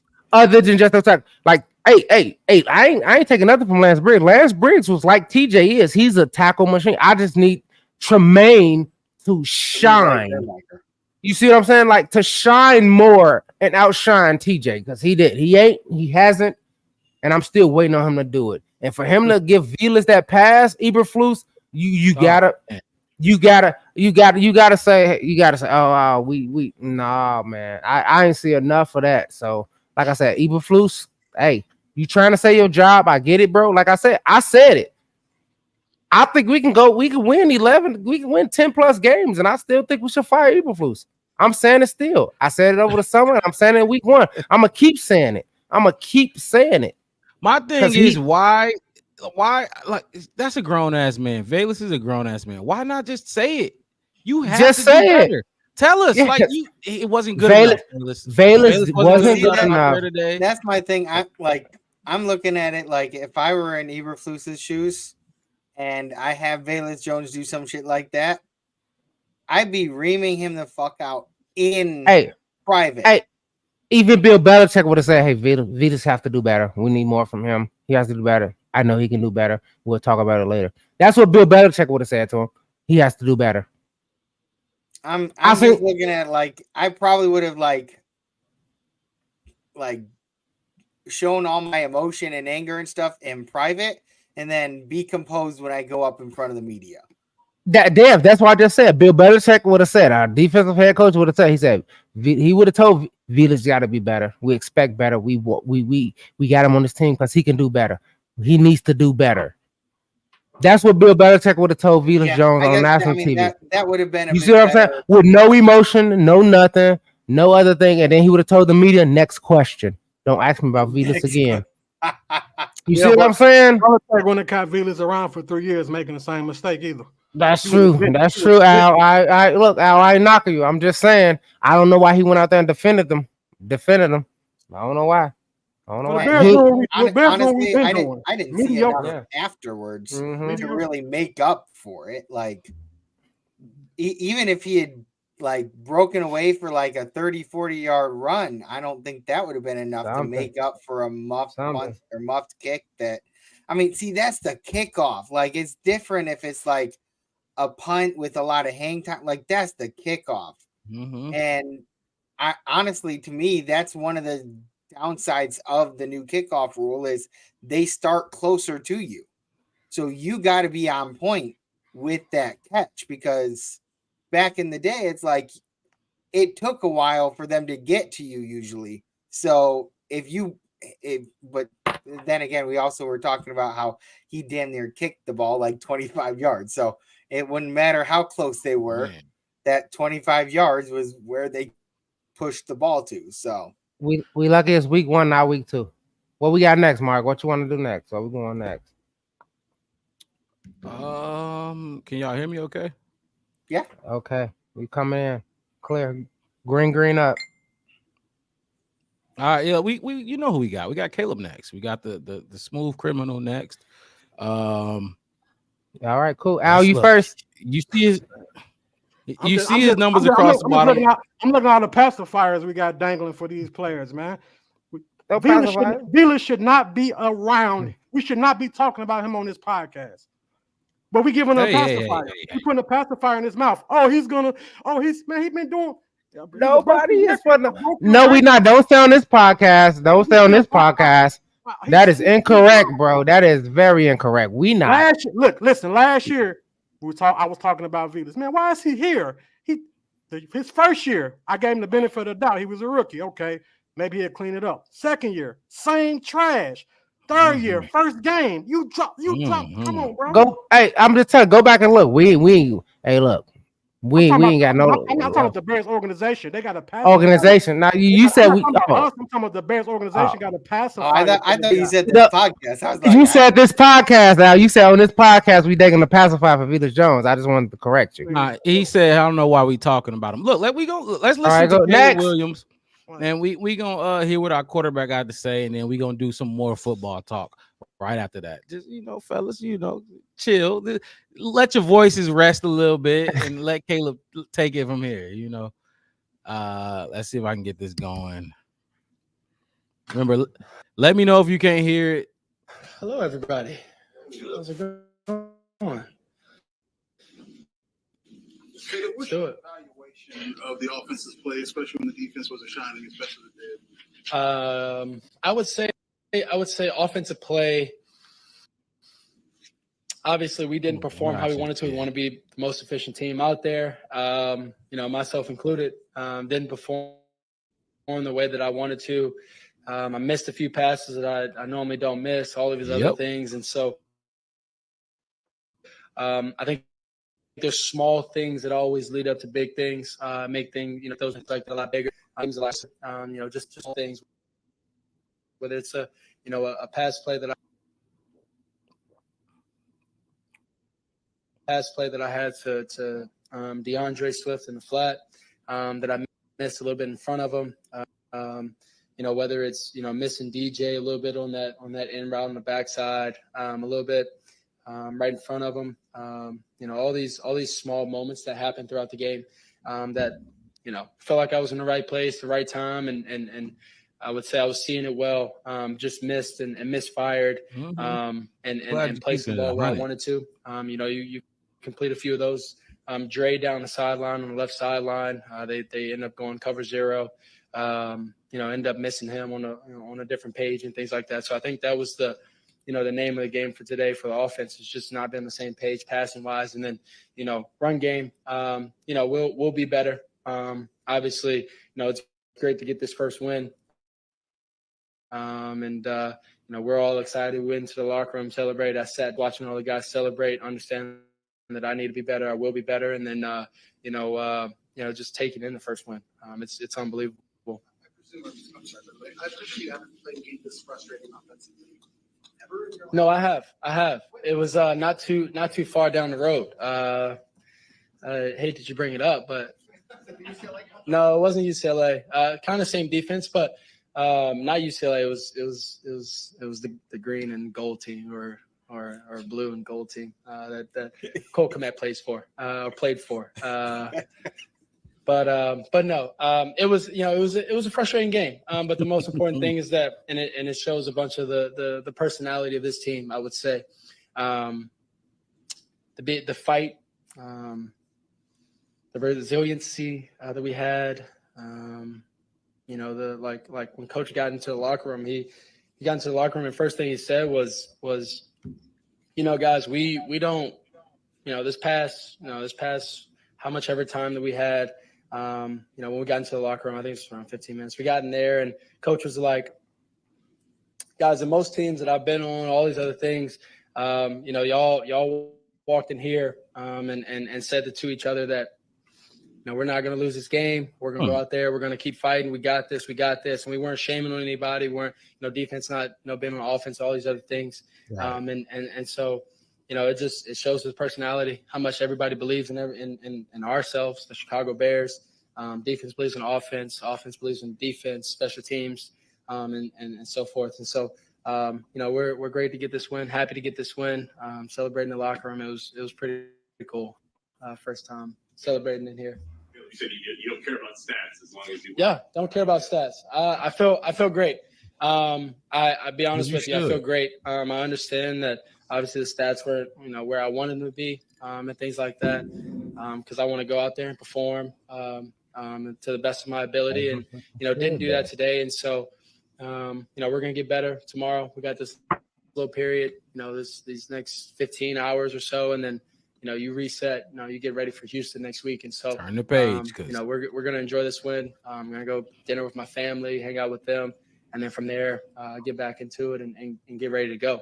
We're going to be better next week. What was your vantage point on Tyreek's pick six? Where were you at that point? And just take us through that whole series. Yeah. So I was actually, I was on the bench with the coaches and I actually called it out before, weirdly enough. I was sitting next to Ryan, and I tell Ryan this is gonna be a pick, weirdly should have enough, heard me. and he took it down the sideline, got up, cheered, got the 2 point, to put us ahead and things like that. And so it was awesome to be able to watch that. Kind of lost my voice towards the end of the game, cheering on my guys, and so it was awesome. It was great, defense for what they did today. 17 points in the first half is enough. But to be able to come back out in the second half and shut them out is unbelievable. So, shout out, great team. Great brotherhood building here, and we're gonna keep going. Was the game what you thought it would be today? Yeah, it was. I saw things well. I was. A few passes that may have been dropped, may have been missed. You missed some. I'll drop miscues. But speedy game wise, it didn't. I would say affect or change much. I think the miscues made it look that way, but miscues, misfires, all these other things, a little bit of frustration for not executing. But other than that, no. You kind of mentioned it with the pick, but you faced this defense for the past however long you've been in camp. Yep. What was it like watching them on the other side against Levis? Yeah, Keenan and all of us, we always say that we can't wait to watch these guys go out there because we know how good they are. We can't wait to watch these guys go out here and do their thing and obviously it shows the brotherhood bond that they've built over the past couple of years. The guys has been playing here and obviously a couple of new guys, Ryan Poles and coach and everybody's done a great job getting all these guys here. But the guys go out there and execute the way they do and the way they did. We couldn't wait, and it shows you all their hard work that they put in. Caleb, in your career when you bounced back from disappointing performance, yep. Where have you found that strength in yourself, and does that apply here at the NFL level as well? Yeah. So I think it applies whether it's a win or loss. You expect yourself to play a certain way. You expect yourself to go out there and perform a certain way, to make passes, whether it's just, rather a routine pass or whether it's just an insane kind of whatever the case may be, kind of play. And so, that didn't happen today. And so, it's enough motivation for me. We're going to, somebody else's home this week too. And so, it's enough motivation for me to go out there, get better this week, and make sure that, I perform differently next week. There have been times in your career in college, high school, where you've carried a team, where you've been outscored the other team. Yep. What's it like just to wrap your mind around the situation where the defense and special teams put up a lot of points today and just be part of this whole team effort? Yeah, that's NFL for you. It's hard to win in this league. And to have a team like this, to have an offense, defense, special teams, players, coaches, all these people here, it's the NFL. And so it's hard to win this league.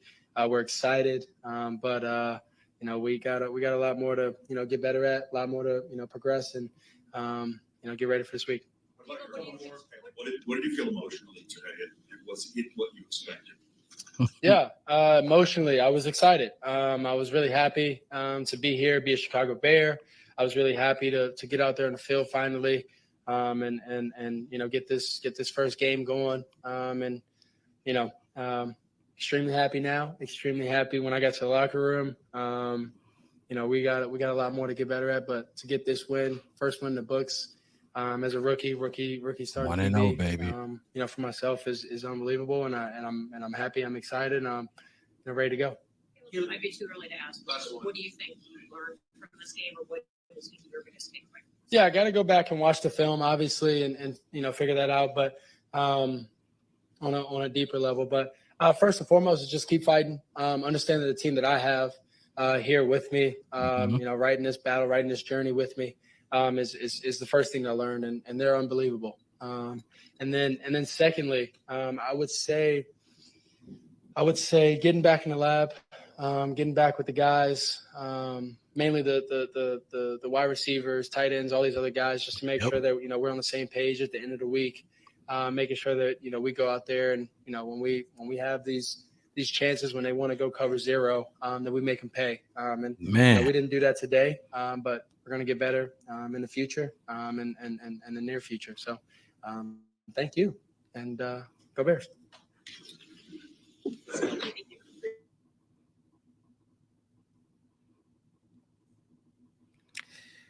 Oh, that man says all the right things for a quarterback. Al, you on mute, by the way, if you don't know. He says all the right things at the quarterback position. He took ownership, and he he put some blame out there too. Like, not really blame. I don't want to use the word blame, but he some drops. Yeah, some fucking drops. Yeah, and I missed some. I missed some throws.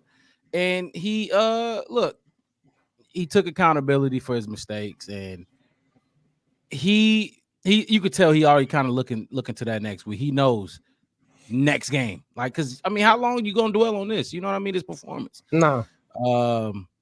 What's up, Wes? I'm just saying, like, go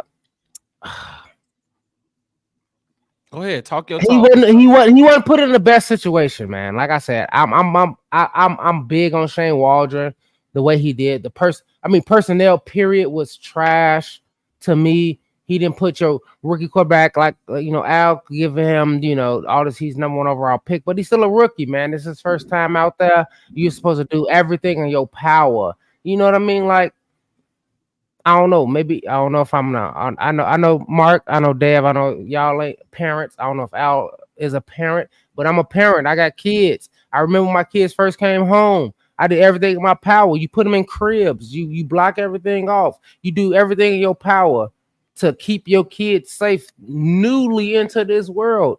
And I don't think the Bears did that for Caleb Williams. I don't care how shiny it is. Like, I think my genetics is great. I think I'm gonna birth the next every great thing. Okay, of course. So let me stop you right there, then, Wes, real quick. And so, if I can acknowledge that, I don't want to necessarily say wrong, because y'all know I don't think I was wrong about Velus, but he got to go, and I kept him on his roster, and I probably shouldn't have, and he got to go. Yeah.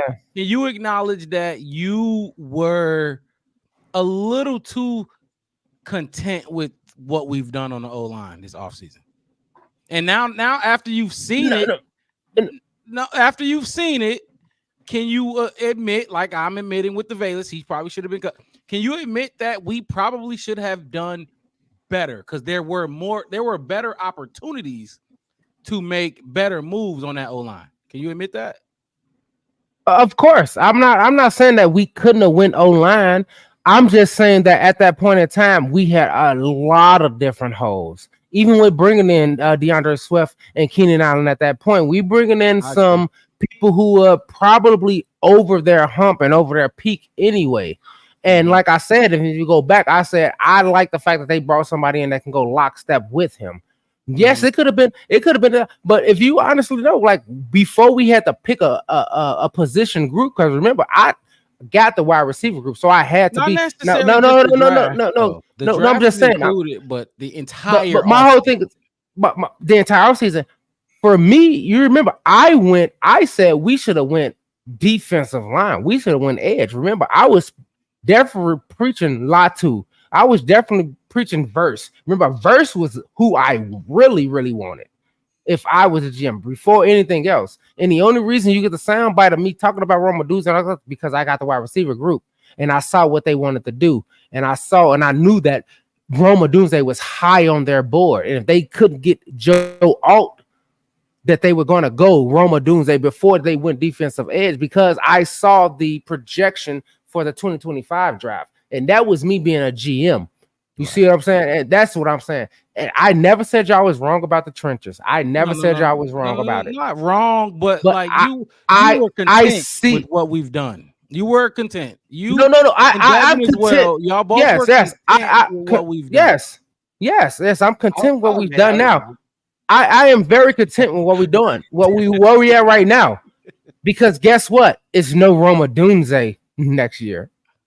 It's no Roma. It's no Caleb Williams next draft. I'm just saying. We went out there and got like Ryan Bates and Coleman Shelton, and that's also part of it. Right. And that's a part of it. Look at Preston right here. Like I said, what did I say? If you go back, I said it was Band-Aids, and you said, "Are you okay with Band-Aids?" I said, "For now, yes, I am," because we're going to fix that later on. You see what I'm saying? But you don't pass up. You don't pass up on Marvin Harrison Jr., Malik Neighbors, Roma Doomsday. You don't pass up on them. And I seen the thing. Oh, Brian Thomas Jr. I talked about Brian Thomas Jr. I talked about Polk. I talked about all those other great receivers we could have did before we traded Justin Fields. I talked about trading back and taking Jaden Daniels and going to get Malik Neighbors with him. I talked about that way before that. So what I'm saying, yes, I'm still content because I expected. You're not gonna sit here and say I'm still content. I'm still content. Is an issue. It is still an issue. It's still, but what my whole thing is, it's still an issue. It was an issue then. It's still an issue now. I am content. That's like me saying I'm content with Bayless. He could fix that.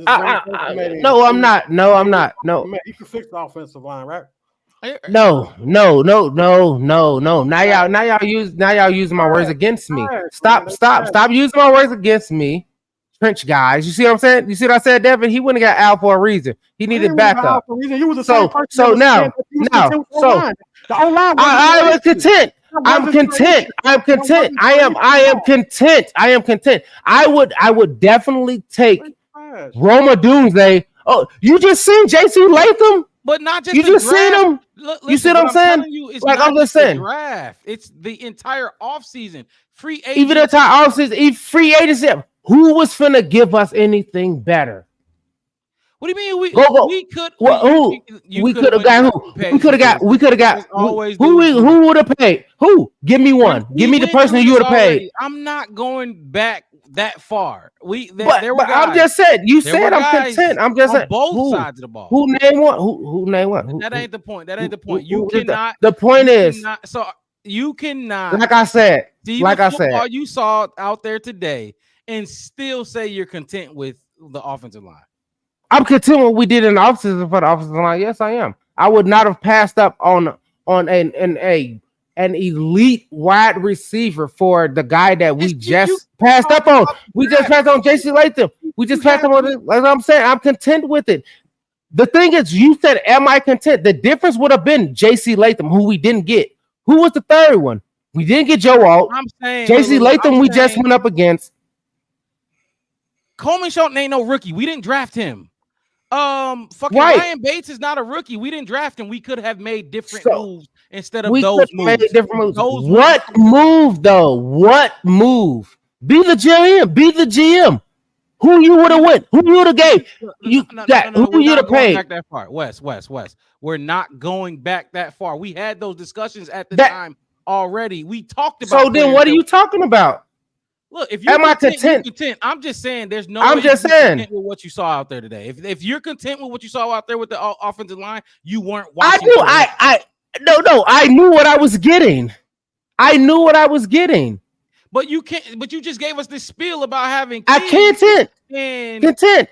Protecting them with this and that and the thing. You're content. Yeah, heavy set, heavy run. Heavy set, heavy run. We talked about this. I said it last week. Run the ball, take care of third down. That's what I said last week. Run the ball heavy, be efficient on third down. We didn't do neither one of those things this week. Well, when you're in third the chat, 15, third and 12, in third the and 9, chat, you need in the an chat, O-line. we wouldn't have been. We wouldn't have been though. We would have been third and 7. We would have been third and 4. Because we was empty back set with our tight end spread all the way out because we put Everett out there. All right, look. All right, so look. Let's move on. We got top. You shot, you missed.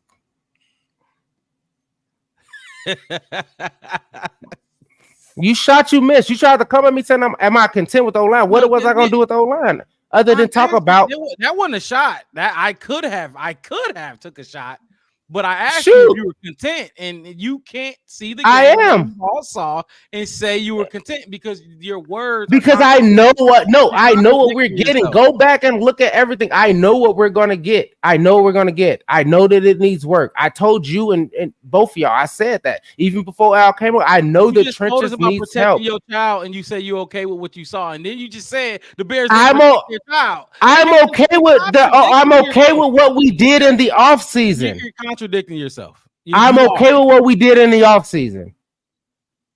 Should our personnel say, like I just said less than 30 minutes ago, personnel, you got 3 tight ends. Go heavy and a fullback. Go heavy. You got Khalil Herbert. Go heavy and run the ball. But you wanted to show your shiny new Caleb Williams toy way more than you should have. I agree with that. That's all I'm saying. Okay. So let me speak, man. Eberflus talking about situational football. He talking about it was situational football, and what he saw, what they saw on the defense is what predicated to a lot of the offensive play calling that they call. So if you look at a 4-man rush on the line of scrimmage and you got the rest of the guys dropping back, anybody that running the plays that we ran today, besides Chicago Bears, would have been effective with those plays against the defense that they was calling. Those were situational plays that any other offense could have effectively ran those plays against those defense in those situations. So I'm not going to sit up here and knock Waldron across the head, because if you got a 4-man pass rush, I'm not saying if you got a 4-man pass, if you got 4 men that's bruising your offensive line in the middle, why would you run the ball up the middle? I didn't say run it up the middle. Why would you do that? Look, this is what I'm seeing. I feel like Jeffrey Simmons was underestimated. And no. Ain't nobody tweaking, bro. People have their opinion about what they saw on the field today. And I'm not finna sit up here and pacify the Chicago Bears. They won the game, but the offense looked like trash. Okay, but so let me say this. We did just have a show yesterday, fellas. I brought Jeffrey Simmons up to y'all. I brought T'Vondre Sweat up to y'all. You did. And I talked about that interior on the issue they will cause for them. But no, you nodding yes, Wes, but you weren't worried about them for some reason. I said that. Let me finish. You weren't worried about them, and you weren't the only one. You know what I mean? Y'all weren't worried about what that D-line, Harold Landry, that they weren't worried about it. And I don't know why, but I kept trying to bring it to our attention. Swing. Y'all keep talking about up the middle, though. Y'all keep talking about up the middle when we got a shifty, twitchy, as in Colin Cowherd say, why running back. Look at what DeAndre Swift made his money at. It was going outside, not up the middle. Look at what we did in the preseason. Look what Velus Jones did in the preseason. It wasn't up the middle. Nowhere in the last 90 days did the Bears' run game look good going up the middle. It was going in a direction. What did I say in the chat? Misdirection going to the left or to the right, making that defensive line, that pressure in the middle, go left or right. That's what I'm saying. Alleviate Coleman out of the way and move the ball left, move the ball right, go towards the sideline. End around. What did I say in the group chat? End arounds. Where's the end arounds? Where's the misdirections? Where's the going off the edge? Where's the lining up your tight ends on that putting 7 men on the line, pitching the ball to DeAndre Swift and moving that line over, getting up to the second level and letting him pick his spot to run to? You know what happened at the end of the game when they did that? He hurdled somebody. Look, I agree. I agree with you. That's all I'm saying. When you laying this shit at the bottom of Shane Waldron's feet, I agree with that because I'm looking at these numbers again. And I'll put them across the bottom of the screen too. DeAndre Swift had 10 carries for 30 yards. That's just unacceptable. I think he should have at least 18 to 20 carries a game. Like, and we didn't see Khalil Herbert. First of all, I put this in my notes. We saw Valus before we saw Khalil Herbert. That's crazy. Obviously, Rojo was injured. He's injured. Why is Valus getting carries before Khalil Herbert? And Khalil Herbert only ran the ball twice when he did. Twice. That's crazy. Homer getting more. Homer had more carries than he had more carries than Khalil Herbert. You see what I'm saying? You got a fullback. You got 3 tight ends. You got Mercedes Lewis and Khalil and Cole Kmet. Man, I stack the line and run in the direction. I don't see what you don't have to run. You don't have to run I formation. You don't have to run I. When we run the ball a lot and something happen, say we run the ball 40, 50 times, and everybody gonna be saying, well, why are we not throwing to the receivers we got? We got 40, 50, that's excessive. Receivers. Why are we not? It's gonna always be a kickback on the when something is not happening, man. That's all. But I need 18 to 20 though, Al. I need 18 to 20. Hey, 40, 30, 50. Did you see the offensive line getting pushed back? They wouldn't even create they wasn't creating nothing. It was like if I'm in we already knew that. Mark, if I'm in a mind of offensive coordinator, this is what I'm gonna say. Coach, like offensive line, look, they're not even pushing no. They're not even. What is it called? Sweep. Maybe they can pass block. They can't run block. Maybe they can pass block. They cannot run block. Sweep. So look. I agree. Look, because first of all, Wes, you calling for that pitch? I was pissed. I was tired of seeing that pitch. I was tired of seeing it. They was blowing it up. They didn't even do it. They didn't even do it. They kept doing that toss play. They did that shit like 3 times. They just said 3 times. You can't just keep throwing the toss. 3 times. You come out there with Blasingame out there. If I'm the linebacker on the opposite Did you see the RPOs? Did you see the RPOs? When he should have just threw the ball and pitched it. Come on. Look. Get the ball to him. Run it to him. Run it to him. Run it to him. Run it to him. That take a lot of energy.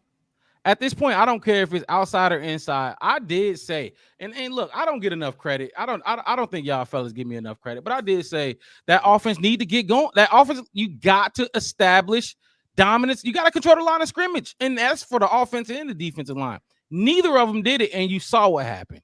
They was blowing shit up. You got to establish control on in the trenches. I don't know how else to keep saying it to people who think shiny toys on the outside are good. Like, they are nothing if you don't shore up those trenches. Bare truth. He said, I think Waldron trying hard to get Everett on the field. If Everett keeps up with his lack of hustle, then Waldron needs to use him a lot less. I'm thinking he meant a lot. Where you at? Where you at, Bare Truth? Where you at, Bare Truth? Tell the truth. Tell the truth and shame the devil, as we say in church. Baptist, baby. I would love to never see Everett on the field again. I said at the beginning of this show, and I'm going to say it again. He was trying too hard to put his guy in. And he took our guy out, who's been our guy. And that's what I've been trying to tell Al. The sense is that, like, I get it. You don't like Cole Kmet. You know that. I know, and I see it. One at a time. Go right here, Al. Go ahead, Al. So you're trying to tell Al I've been watching the same Kmet you've been watching. I don't have to agree to like the dude if I don't like him. I mean, that's your opinion. I get it. I get that you don't like him. I get that you don't like him. But he has been a security blanket. He has been a security blanket. He has been a good solid 5, a good nickel at any point in time. What games have we won because of Kmet? What playoff games have we won because of Kmet? What happened? What do you mean? We got down the field. Your argument when you're trying to bring in playoff games there because we haven't been in what playoff. game have we won because of Cole Kmet, bro? That's what I said. What are you Okay, saying? so look, I think y'all both getting at the same thing because Wes, this Cole Kmet had one target, one catch.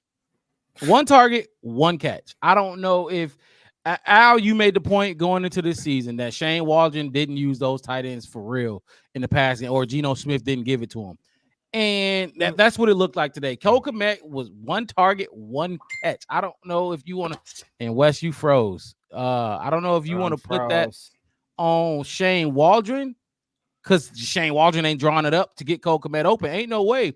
Because first of all, Al, to your point, $50 million. You can't be paid $50 million and get one target, one catch. At least give me 6 targets and I'll catch it once. At least give me opportunities to get those numbers up. You know what I mean? He didn't even get the opportunities, but you mentioned this. You did mention this, Al, in a few weeks ago where you said you referenced Noah Fant in Seattle and Will Disley in Seattle. They were not productive. Now Cole Kmet was very productive last year. He had a good season. So, but Caleb Williams is not a quarterback that look for his. He's not a tight end.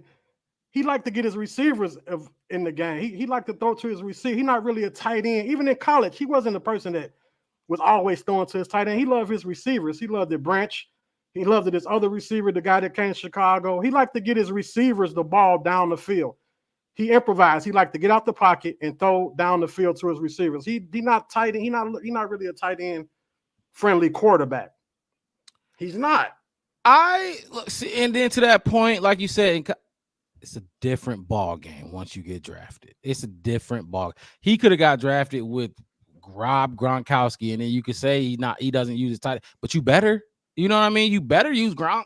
You know, I'm not saying he's Gronk. I'm not saying Cole Kmet is fucking Gronk. I'm not. But I'm saying, like, yeah, if he didn't use, just because he didn't use his tight ends in college, yeah, you better use him now because he gets paid $50 million. Yeah. And shit, it didn't look like our wide receivers had too much separation today. That's what I'm trying to say too. I don't know where Roma Dunze. Y'all was talking about Roma Dunze in the chat, and I'm just like, yeah, I don't even. That was a number 9 overall pick. Like I'm gonna go on back and dissect the whole film, the tape, play by play, bro. And I guarantee you, there was a lot of plays that the quarterback could not throw to the receiver because they wasn't getting separation. Rome was blanketed by the corners all game. He was not getting open. It seemed like Snead was all over DJ. Yeah, they wasn't getting separation. Yeah. Snead was definitely all over DJ. So I mean, there was a time I don't know if you guys noticed this too, but that deep shot where Keenan came up limping afterwards.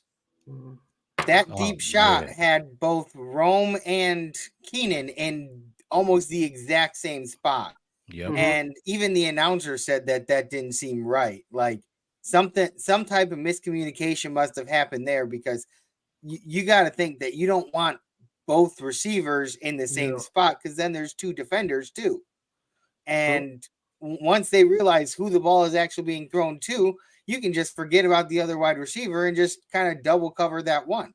Like if Rome was supposed to kind of cut more towards the middle of the field at that point, then it would have been a situation where, I mean, obviously it was overthrown anyways, but the concept being that having both of them there wasn't supposed to happen, I don't think.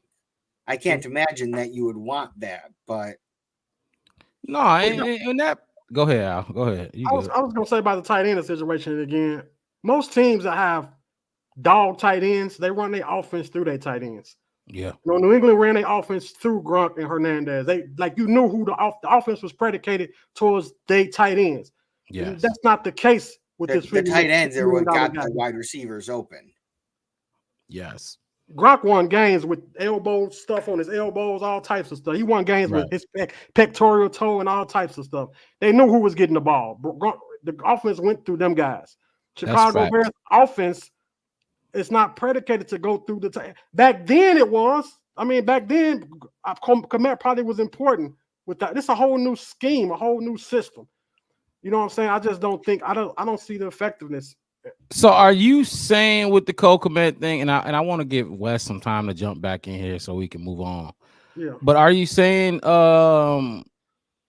with the Kokomet issue, because he got paid $50 million? Like I don't your hands are kind of tied there. Are you saying he shouldn't? You're obviously saying he shouldn't get paid $50 million, correct?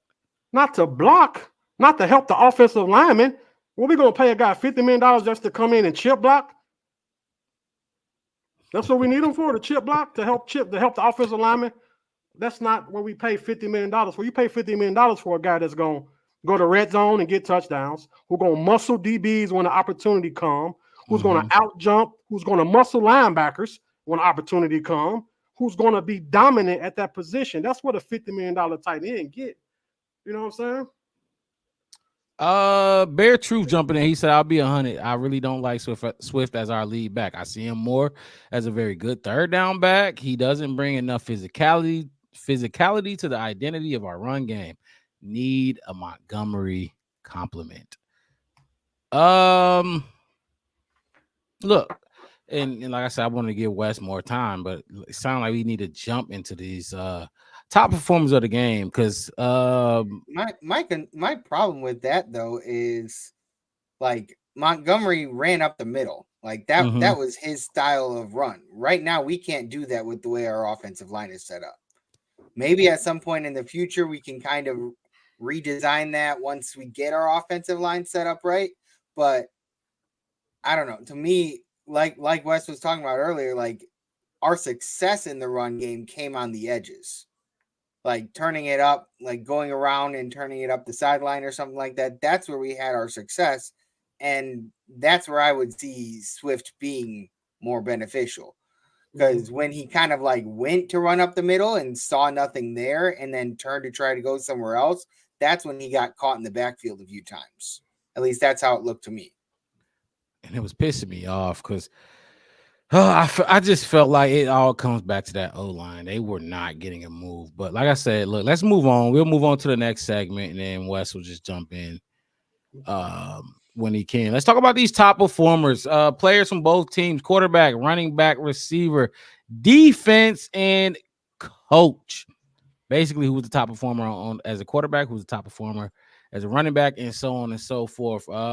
Let's talk about it. I have the numbers. You see Caleb Williams going across the bottom of the screen: 14 for 29, 92 yards, and West jumped in just in time. I had to get on my phone.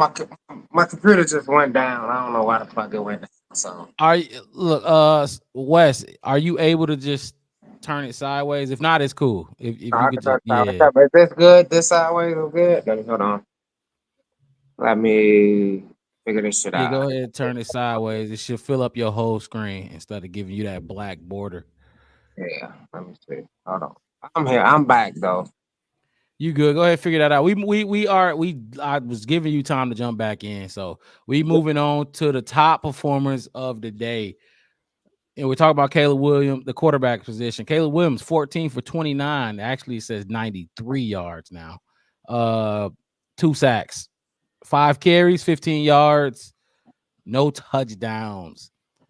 Will Levis. Do they count that 2-point conversion? Like, no, that doesn't get counted in yards. Okay.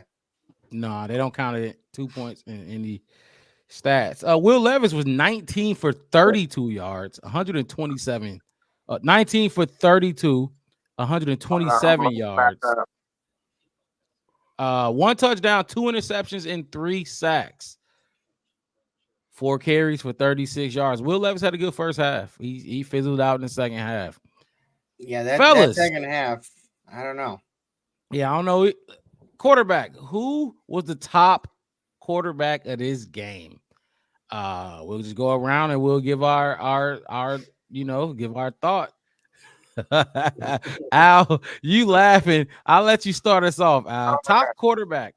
I'm gonna go with Caleb only because we got the W. So I ain't gonna go with. I'm not gonna pick the other quarterback and they lost. Okay, so we got the dub. I'm gonna go with Caleb. That's a very solid point. No fucking way. Oh, y'all can hear me. I can't even mute myself. Yeah, on my phone. My bad. I said, look, I thought I muted myself. I tapped my motherfucking mic. I thought I muted myself. Sorry. My bad. Bear Truth said that's another thing. I know Caleb want to pass, but you got to do what it takes to move the chains. If he got to use his legs more, then he needs to do that. And I've been watching Jaden Daniels. I don't know. I really want your honest opinion on what Jaden Daniels is doing right now. But we'll get to that in later, if we got some time. Top performers, you going with Caleb Williams, 14 for 29, 30, 93 yards passing. Okay. Devin, you want to give your choice for top quarterback performer?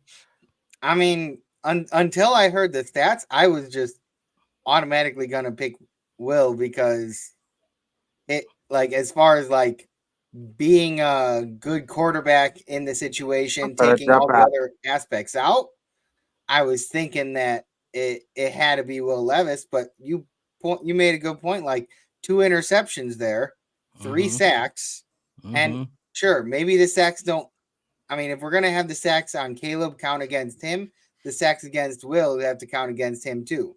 Like, and to be fair, the sacks against Will were legitimately his fault. Like, he didn't get the ball out, and he moved out to the side and got taken down. And there were definitely a lot of other times that we got there and we were just like centimeters away from getting that sack. Like the one time that he had that shovel pass out to the side that as he was falling and stuff like that, like to me, we got to the quarterback and he became flustered that second half. Like facts. We bring up that second half. We held them to 0 that whole second half. Like, yeah, we had to claw our way back, but holding him to 0 that second half, lots of 3 and outs and stuff like that, really helps out holding him, like clawing our way back. So I'm gonna have to give it to Caleb. Yeah.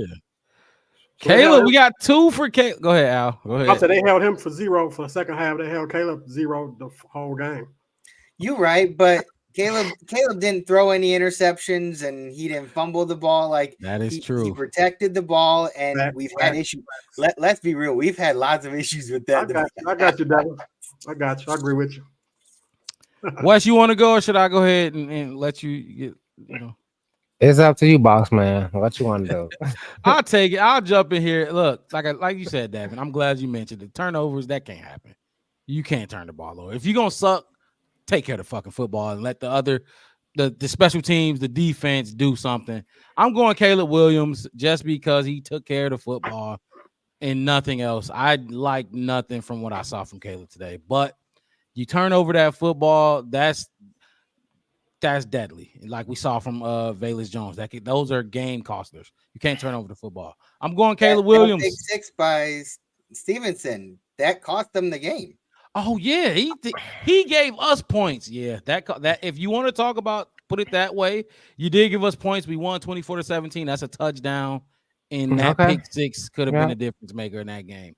That's a good point. Al went Caleb, Devin Caleb. I'm going Caleb as well. Chef West, what you thinking?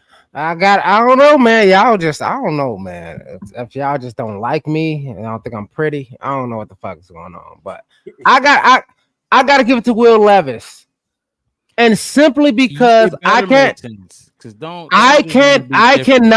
cannot fault Will Levis for going against who most people say is a top team defense. That we should have did him way dirtier. We should have did him way worse. We shouldn't have been down 17-0 against Will Levis.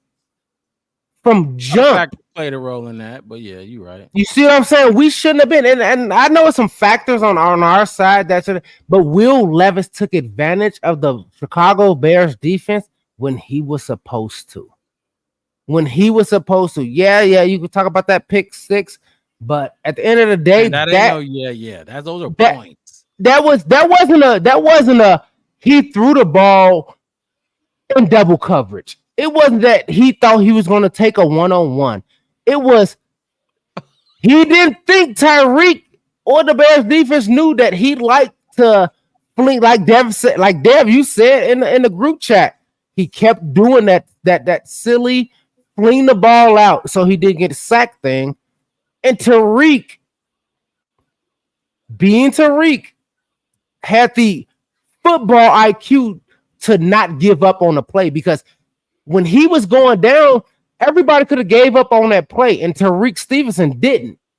That's how he got that pick six. That pick six wasn't play calling. That wasn't scheming. That was Tariq Stevenson himself being a football player and playing until the whistle blew. Other than that, Will Levis really didn't miss nobody. He took everything that he could get, and he played to his strength as Will Levis. He missed some passes. He definitely missed some throws. He missed some. He missed some. The touchdown to Calvin Ridley when he burnt Jalen Johnson. That should have been a touchdown. I'm not saying he was perfect. What I'm saying is Will Levis shouldn't have had 17. Like I said, I looked at my book and I had the Bears winning 24-10. So to me, Will Levis got 7 more points than he should have. But Pollard had 82 yards and a touchdown too. So Yeah. What I am saying is this: Will Levis outperformed what I thought he should have. Okay. You see what I'm saying? I said in the first quarter when I thought he was scared, I said he looked scared. You said he looked comfortable. And then what do? We put the brakes off of him. We let him go. And just like Mark said in the group chat, drove them boys down the field. He should have never drove us down the field. Will Levis should have never took that Bears defense down the field like he did. Caleb should have took the Titans defense down the field like that. So you got Will Levis. I got Will Levis. And that's my explanation. He should have looked as good as he did in that one drive. It should have been Pollard for 175 yards, 2 touchdowns. I could get that much. Will Levis should have never been a fucking factor. And he was a factor. So I got to give it. And Caleb wasn't. That's interesting because we got defense up here. So we'll see who takes the defense. Let's move on to running back now. This should be easy, but we'll see. Running back. Titans took the quarterback. Running back. Tony Pollard, 16 carries, 82 yards, and a touchdown. Our running back, DeAndre Swift, was... I'm waiting for the numbers to come across my screen. 10 rushes with 30 yards. 10 for 30. I'll just start. I'll just take it because this don't need... Pollard killed him. Pollard got it. Tennessee got the... Yeah, they got it. Come on. Mm-hmm. Come on. Let's be true. Let's just be true. Do we have to go? All in favor? I would like y'all. Yeah, I would like everybody just to say it. Just it's the tight. It's Pollard. It's because we didn't do what we said, Mark. What we said yesterday. Run the ball.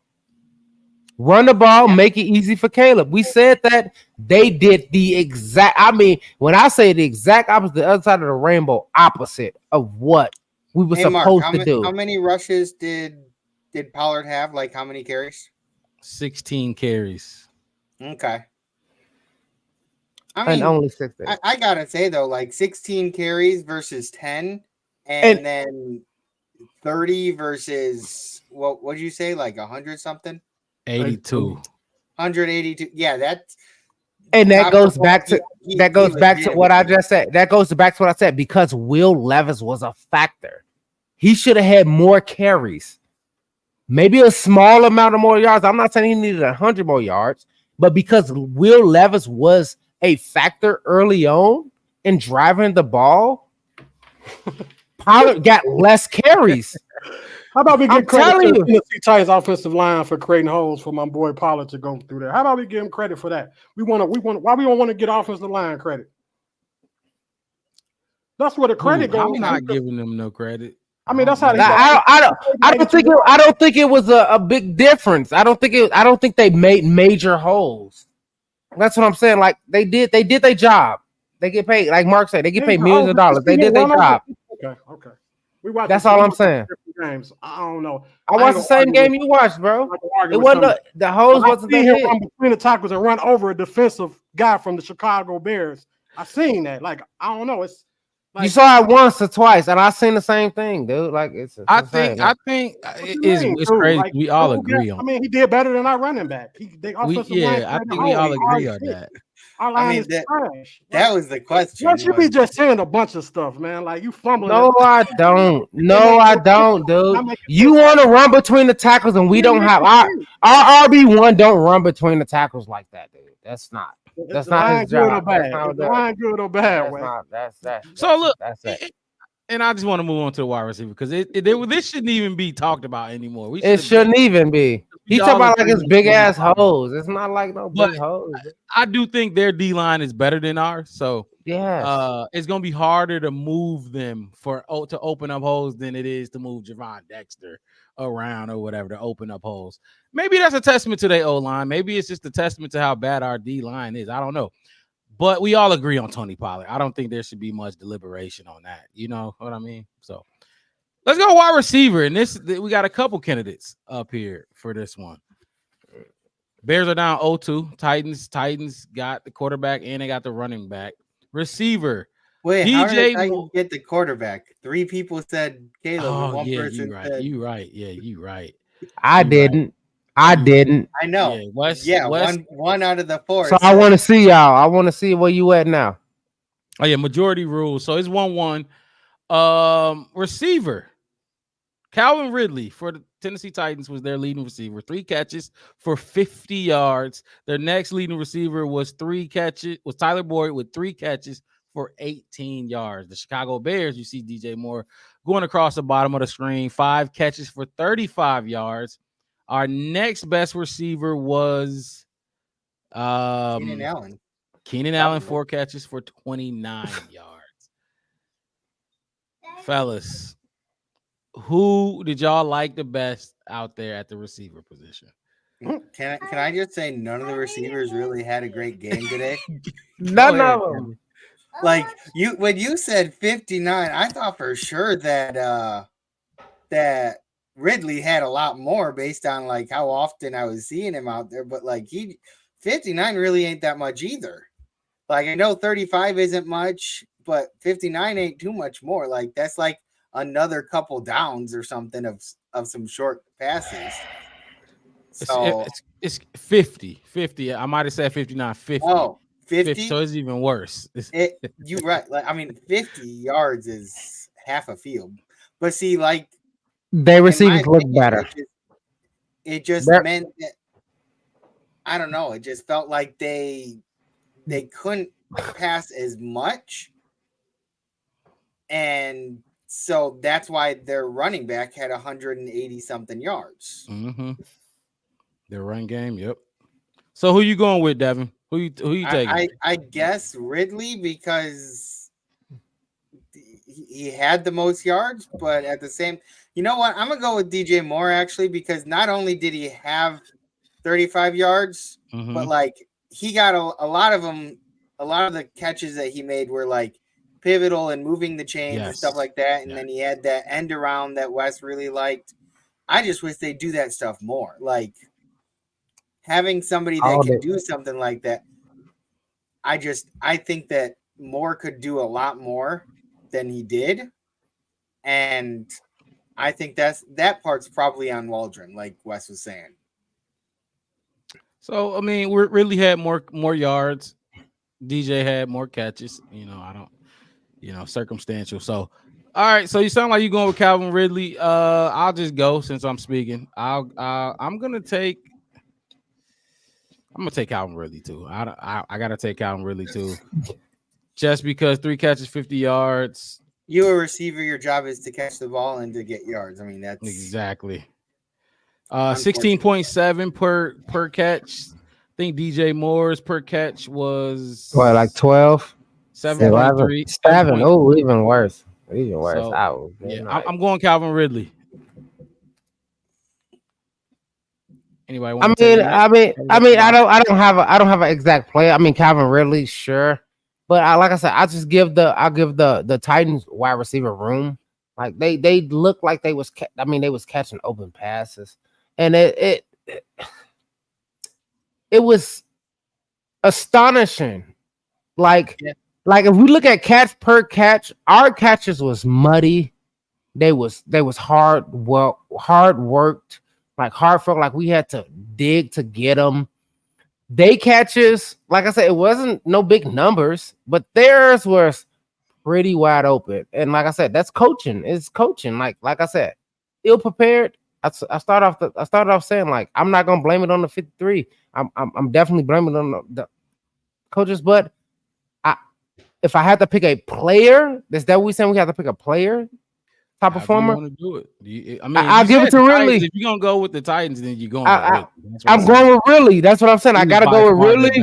He was the by far best receiver when. Yeah, Ridley. I'm done. I'm done. I'll just say Ridley, man. I'll just say Ridley. The passing game was ugly, man. It was very bad. It was very terrible, dude. Al, I'm guessing you going Ridley too, unless I'm gonna go with Devin, man. I'm gonna pick. I'm gonna take Devin went Ridley. I'm gonna pick DJ Moore. I changed it to DJ Moore actually. Oh, did you change it? Okay. Just because of like his third down catches and stuff like that. Like he had a few catches that when we needed him most, like he was big for us, and he did seem. I do remember him going out for a couple plays after that first catch that he made. He got kind of banged up, and he kind of went and sat down for a little bit. Right. So when maybe that. Injured, yeah, I hear you. I don't know. To me, it felt like without DJ Moore, we are way worse off than like the Titans would have been without Ridley. Okay, that's a good point. That's a good point. That's a good point. DJ Moore only because, like, basically what he said, he made a lot more contested catches. He was out there balling. Out of the three guys, the three dogs we supposed to have on offense between Keenan Allen and Adunije, he was the only one that seemed like he came to earn his paycheck today. So I got to get him. I got to pick DJ Moore. I mean, his paycheck's also the biggest out of all of them. Good job, Al. Good job, Al. Way to make sense. It's tied. This is 2-2. Look, I mean, I feel like okay, because like I said, I gave Calvin Ridley credit for dusting Jalen Johnson ass. It's his quarterback just missed him. That would have been another 50, 60 yards and a touchdown. Okay. I understand that one. But it didn't happen, so I can't count it. So look, I respect 0. That. Yeah, exactly. Equals 0. So I can't even, but 2-2. So we'll keep that split at the wide receiver position, and we'll move on to the defense. I think this one kind of easy money. Go ahead, Wes. Kick us off. Defense. Easy money. Just like we all say, easy money. Easy money. It's just like when y'all say who the best people in the country. United States Marine Corps. Hey, we the best. Just like the Bears defense. Always show up. First in, last out, baby. I love the Bears defense. I love how they come through. What you got to say, Mark? Go ahead and get in there. I was going to say you got a specific player you want to throw out there. You could. It's teams. I just want to. My specific player is Darrell Taylor. It's Darrell Taylor. He came in on short notice, and I seen his number. And I told him, I said, if you're gonna wear that 52, you better do it. And Darrell Taylor, I seen him so close to the quarterback so many times. What he had, like a sack, a strip sack. I think he had two sacks. Was he the one on that strip sack that Montez Sweat and them got? Was that him? Yep. 2 sacks, 1 forced fumble, 7 2 sacks, forced fumble. We got him yesterday. We got that boy yesterday, and he stood on the podium. Yeah, what you got to say, Devin? He stood on the podium and said, he was the guy that he got there, and then Will kind of slipped out after he slipped away, and then he stuck with it and then got the sack after. And he stuck with the sack. And like he said, they said, what you think about the Bears defense? He said, I know they run a 4-3, and I could put my head down and get to the quarterback. He said, that's all I want to do. And I like him for it. He was good. He was good for us. He showed out. He was out there flashing around a veteran pursuit. And like I said, you can't knock this Bears defense. You can never know, no matter how bad we is and how much we hate last season. How this Bears defense, they always show up and they always show out and they always clinching something for us. So it's easy easy. This For next one West, should be. Go ahead, Wes. Keep going. it's for easiest for West. It's Bears defense. So y'all can go. This one should be easy. Like, I mean, I'm going Bears defense. You score a touchdown, you get the takeaway. I don't think we talked about, I'm my victory lap. My bold prediction came true, like right on the money. Did it not? Three takeaways in the touchdown. Come on now, I called it out. You're right. I think you and Dev had both. I think you and Dev said both of y'all said 2 takeaways. Dev had 2 interceptions, and you said a touchdown. I think the only thing Dev didn't say was a touchdown on defense. But yeah, you're right. I don't remember what Devin said. I mean, technically, if you want to get like. You said 2 I mean, I can go back and review it. I'll review it on Monday. I'll go back and review it. But I'm pretty sure both of y'all said 2 takeaways. You said specifically, Dev, 2 interceptions. I can see us getting easily 2 interceptions. That was your bold prediction. And Mark, you said a touchdown on defense. And 3 takeaways and a touchdown. Yep. Yeah.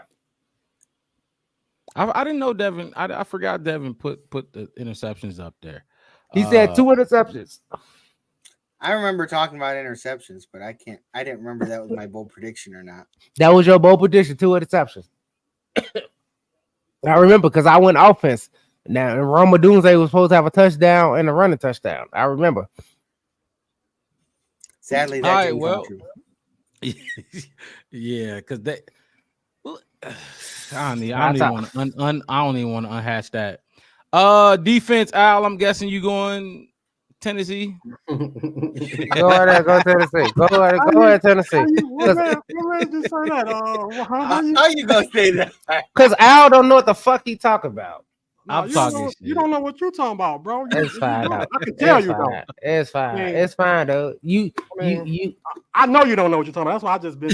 I ain't even want to push on. I'm like, you talking about what you ain't got. You talking about what you ain't got. You talking about what you ain't got. What you ain't got, man. What you ain't got. Ain't what we got. You talking about what we ain't got. Fellas. Go right ahead. What you ain't got. Devin, why I say that? Why am I playing? I don't know. You just wanted to throw Go shit right up. ahead. I did that, and I need. Stick to the SEC. Stick to the Big Ten. You talking about the Big defense? Ten. Who's your defense? I'm a mute. What are you talking about the Big Ten? Still sound crazy, man. What is he talking about? That's what you good at. Back on that Beetlejuice again. Anyway, I'm going with. Yeah, go ahead. Defense. I'm gonna go with the Bears. Defense did show out, but I like Tennessee defense only because they held us to no points. They had. Wait, so I was right. Yeah, they held us. They had. Anytime you got a hold on. Anytime you have a defense that have a. You held your. Wow. Hold on, Wes. Let him go, because I want to hear what he got to say. Or what? Yeah, let him go. Go ahead. Damn. Like anytime you have a defense that hold a quarterback under 100 yards, a running back under 100 yards, and you have a scoreless you hold an offense to 0 points. Technically, on paper, that's supposed to be they supposed to win the game. They supposed to win the game technically. So I got to give. I know the Bears did that, but I got to give the I can't just say Tennessee Titans defense. Then they held an offense with the firepower that we got. When everybody in the country came out today thinking that Caleb Williams was going to at least score 14 points, at least, and they held him to 0. That's good. Wes, hold on before you jump at him. Let's let Devin go. Let's let Devin go, and then we'll. Come on, Padre Devin, bless us with that holy water. Give us some cleansing. I choose Chicago for this one. Like, yes, I understand that. Like, defensively, you hold the offense to no points. That's a win, but a big part of like contributing to the game is takeaways, and we had takeaways like that was effective. Like that was what changed the tide in the game. And the one takeaway that they had was legitimately a kickoff, and Velus Jones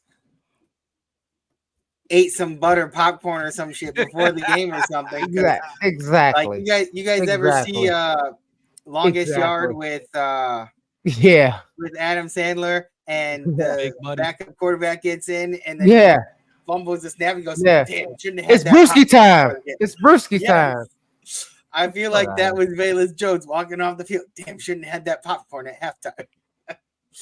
But I don't know. Like, to me, the way that the defense, like, they didn't do so great in that first quarter, but they really, like, after those couple of drives, like they stopped them when they got the ball on the 30-yard line. They held them to 3 points. Then the entire second half, they didn't let them score. And not only that, but they got 2 scores off of the defense, or off of like the defense, or I guess special teams included, got 2 scores in that second half. I mean, like, that was key to really kind of like get this win. Like, at the end of the day, we look at it as who got the W, and the Bears walked away with the win, and the Bears walked away because of their defense and special teams. Like, we know our offense didn't do so great, and the defense is why we have this win. So I'm going to give it to the Bears defense as a whole. Let me ask you something, Devin. So the Bears defense scored 14 points. 14 points wouldn't have not won the game. Is correct? If we're looking at the score right now, 14 points wouldn't have not won the game. So the other points came from field goals. So the reason I picked Tennessee, because you shut a team out. Like, you shut a team. They didn't. You shut a team. You shut an offense out. We saying defense versus offense. Wes, you know what that is? You know what defense versus offense is? Our defense scored more than their defense. Our defense scored more than their defense. Versus offense. Right. You know what that is, right? Our defense scored more than their defense. I Shut the quarterbacks out. Don't get defensive players paid. Hey, is it my turn? I'm just saying, like, our defense scored more than their offense, or exactly their offense. Exactly, Dave. Our defense shut them out. West, man, come on. You know what get defensive players paid? You know what get defensive players paid? Turnovers. How many turnovers did their defense have, Al? How many turnovers did their defense have? That defensive line. Yeah. No, we're talking about. Calm down. It's getting a little loud. Let's come on, Mark. The audio. Listen. I think both of y'all at the bottom, because I'm not gonna I didn't get my chance. You went first. I didn't go first. I didn't go at all. You went first. No, I didn't. Dev went first. Al went first, and then Dev went left. I didn't talk about defense. Nope. Nope. I didn't talk defense. I didn't talk defense. All right, look, Wes, relax. Look. No, I didn't. Talk about Darryl Taylor. You gave Darryl Taylor your. I asked you for a player, and you said Darryl Taylor. Put the cup down. Have you poke holes into Al's argument? That's why I was. I can poke holes down. Okay, all right. Yeah, give me. Hold on. Listen. 10 seconds. I get 10 seconds, dude. All right, cool. Listen. I think I don't want to put Devin in this because I think it's. I know you don't want to. The two at the bottom of the screen, Chef West and Al. Look. I think both, and I don't know why y'all can even get into it over something like this. Both defenses did, because Al, I didn't even think about what you said. You hold the offense. Hold on, Wes. You hold the offense to 0 points. That means something. That definitely means something. But you score 14 points on defense. That means a lot too. You know what I mean? So it's not like both of y'all. That's all I'm saying. It's not like you can just like. No, you're wrong. You know what I mean? Because that's a hell. When I played linebacker, when I was a linebacker, I can guarantee you I will be on my offense ass. What? If we held we did our job and we gave up 0 points, I'm gonna be talking about the receivers. I'm gonna be talking to the quarterback. I'm gonna be talking to the running back in the locker room. Not talk, but I'm gonna talk to him like, hey, if we give up 0 points, we got to win that game. You know what I mean? But on the other end, we got some superstars over here. You know what I mean? We got players like Jalen Johnson. Can I say something, Al? Because people keep coming at me like this. I played free safety for 3 years in high school. Great. I was the fastest person on the thing. I was a turnover machine. You gotta listen.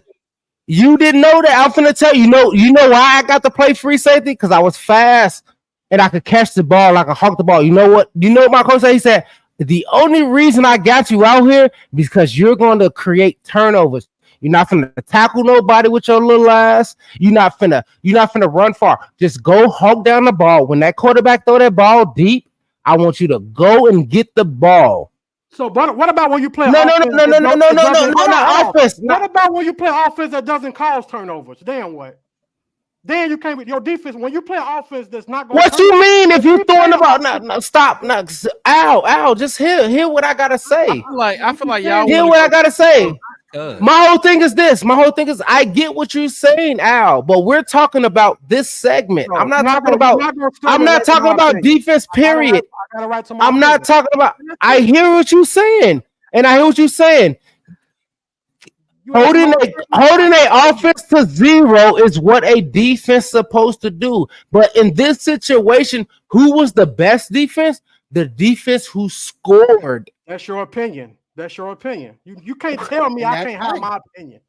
All right, cool. Well, then all what right. are we arguing about? That's what I'm trying That's to what figure I'm out. saying. That's what I'm That's trying to exactly what I'm saying. He already All right, cool. But My whole thing is like, how can you say?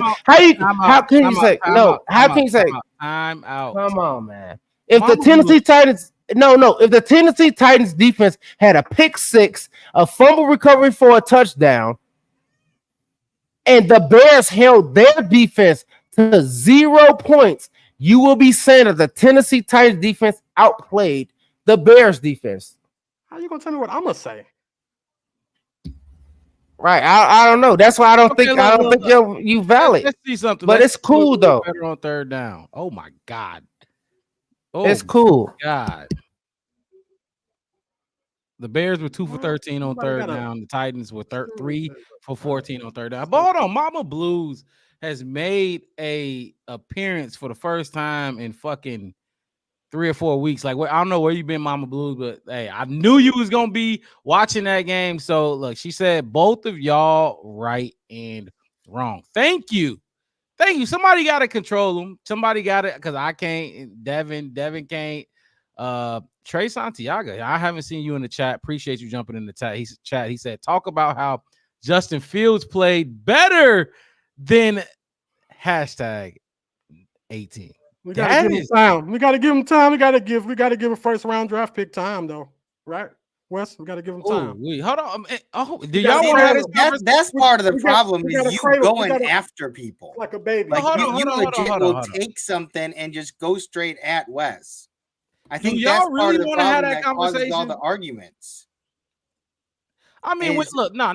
Look, when you have an opinion and when you passionate about the team like we are, that's gonna happen. I disagree, Mark. Part of the problem, Devin, is you not being here on previous episodes. Part of the problem is I can have an opinion without going after you for yours. Part of the problem is you don't know what's been happening in the previous episodes with me and Wes been going back and forth, Freddie. You wasn't here, so you don't know. You weren't here before you got here either, and I'm not coming after you for this stuff that you don't know. All right, look, fellas. Be quiet, man. Be quiet. Fellas. Welcome back, Devin. Let them know. Oh my God. Hold on. First of all, look. All y'all wrong. Everybody's wrong. Because there's no way in hell. Because first of all, look. If you can't see that scoring 14 points as a defense is good, you're wrong. I didn't say it wasn't good. Hold on. Let me finish. Yeah. If you can't see holding a offense to 0 points is good, you're wrong. Like, I don't know where y'all. I feel like y'all picking Knicks just to try to go back. Wait, Wes. I feel like y'all picking Knicks just to go back and forth with each other, and it's unnecessary at this point. The question is this, Mark. Especially after we got the W. Let me say this. No, Wes. No. The question was this. No. Don't cut me off. The question is which defense was better. The question was which defense is better. The defense who scored or the defense who moving on. No, you can't. You see, that's why I said, yeah, you back them. No, you know what just happened? Y'all not even talking about football no more. Yes, we is. My whole thing is this: which is better, the defense who scored? No, you are not. We are moving on. How? We are moving on. You could all right, keep pushing, bro. You wrong, Mark, but it's cool. Y'all both are wrong. No, I'm not, dude. Okay, so now the segment is this. We are moving on. What's the segment? All right, head coach. All right, we man. are moving on to head coach. Because what y'all just did in that little and I get it, the defense was probably the most closest to debate about. But the way y'all went about debating that segment was not right. And y'all know it. All three of y'all. But I got a right to pick who I want. He doubled back. He had already went first. Al. Leave it alone. Leave it alone. Leave it alone, Al. Leave it alone. Leave it alone. We debate all the time. Y'all know that. We debate all the time. But the way, and Devin, you were out of it, but then you came into it. I left you. The way y'all three just debated that defensive topic was wrong. And everybody was wrong in that. That was not okay. And we're moving on. Wes, you can shake your head all you want. It was wrong. We're moving on to the head coach. Head coach, I'll start this off because I don't know what that was, the egos and right and wrong and this and that and the third, and this is football, so it's all opinion based. But the personal shots that's being taken at each other is just unacceptable. There should be no Ow. It's fine. Just let me move. Let me keep the show moving. He acted like he was acting last time. He got the same vibe. Let me keep the show moving, sir. There are people watching right now. There are people seeing y'all. Yeah, exactly. That's seeing y'all act like this about the Bears, and that's fine. Look, because people they're here. They're here watching. But look, we're all passionate. We're all passionate about this team. We gonna disagree. We gonna, go at each other, and that's why a lot of feedback. They love this podcast because we can do that. Because we can go back and forth with each other and still, keep things going. You know what I mean? I'm not pushing on nobody for their opinion, though, Mark. Everybody had their opinion. I didn't push and say it's wrong. You're wrong. I feel that's fine though. Like if somebody think you wrong, that's fine. But that's not my issue. The way y'all three just went about that defensive segment was wrong. Okay. And we're gonna talk about it after this show. So let's keep moving on because that was not okay. But we're gonna keep going. So let's talk about the head coach. And that was just rough. So this probably gonna go quick. And we probably gonna wrap this up because that was not okay. Not on air, not on live on air, and everybody just talking over each other. Head coach. I'll start. I'm giving it to the coach that won the game, Matt Eberflus. And no matter what I said in the group chat, y'all know how I was against him in the group chat or whatever, especially Wes. Me and you both was on his ass in the group chat. But I got to give it to the coach that won the game. You won the game. You coaching the offense. You're coaching the defense, and you're coaching the special teams. I'm giving that to Matt Eberflus. That's my coach of the game. Any of y'all three can jump in and take it away. Same, Eberflus. Let me go first. Out. I didn't know. My bad. Do you want to go first? I'm done. It's all on you, man. Do your thing. Like I said, first half, y'all see me in the group chat. I was down on the whole coaching thing and everything. But like I said, Eberflus, that second half, he brought the heat. He put that pressure on them, and he did exactly what I wanted him to do. And that's how we won the game. And like I said, so as far as coaching, that second half, he made that. What did I say? What did I say at halftime in the group chat? Adjustments. Let's just make these adjustments. And Eberflus made those adjustments, especially on defense. And he brought the house, and he brought that pressure, and he brought that thing that I want him to bring. So I got to give him that thumbs up for everything. So, yeah, I got to give it to the coach. I got to give it to the Bears coach on top of that, because that Titan head coach, he fell back. He thought he was winning. He thought he was ahead. He forgot that it's 4 quarters to a football game. Yep. That's all I got to say. That's all I got to say. Take it away. Head coach. I was kind of so head coach wise, I guess I'm going with Eberflus, but I was kind of, when I first saw coach, I was kind of thinking like of all the coaches, and I was kind of leaning towards Hightower. Okay, look, I like that. I like that. Our special teams, the way that they played this game was pretty impressive. Like they got the blocked punt, return back for a touchdown, and they got it into good field position. I mean, a lot of that's probably on the players themselves, not just the special teams coach. But the way that the new kickoff format and stuff like that, the punting format and stuff, to me, it means that that special teams coach has a more bigger responsibility now. And I personally feel like the special teams play and like planning and stuff like that, especially with that 70-yard kickoff return or whatever that we had, like that, to me, I felt like that really turned the tide in the way the game was going. It got the defense fired up because even though they'd been out there for so long, they came back that very next play and they were still there. Like they didn't seem tired at all after we got that blocked punt for touchdown. Like after that, you would think that the defense would be tired to come right back out to play. And personally, they didn't look gassed at all. And I thought they would be, but they came back out and they played hard. I want to change my because that's facts. I want to give it to Hightower. Normally this will go to the head coach, but no, that's a fact. What you just said, I would definitely much rather give it to Hightower than Eberflus. Even though we got 2 takeaways on defense, that was not okay on how the defense started that game, especially how they were talking in training camp. Like you said earlier, Wes, was a lot of this going on.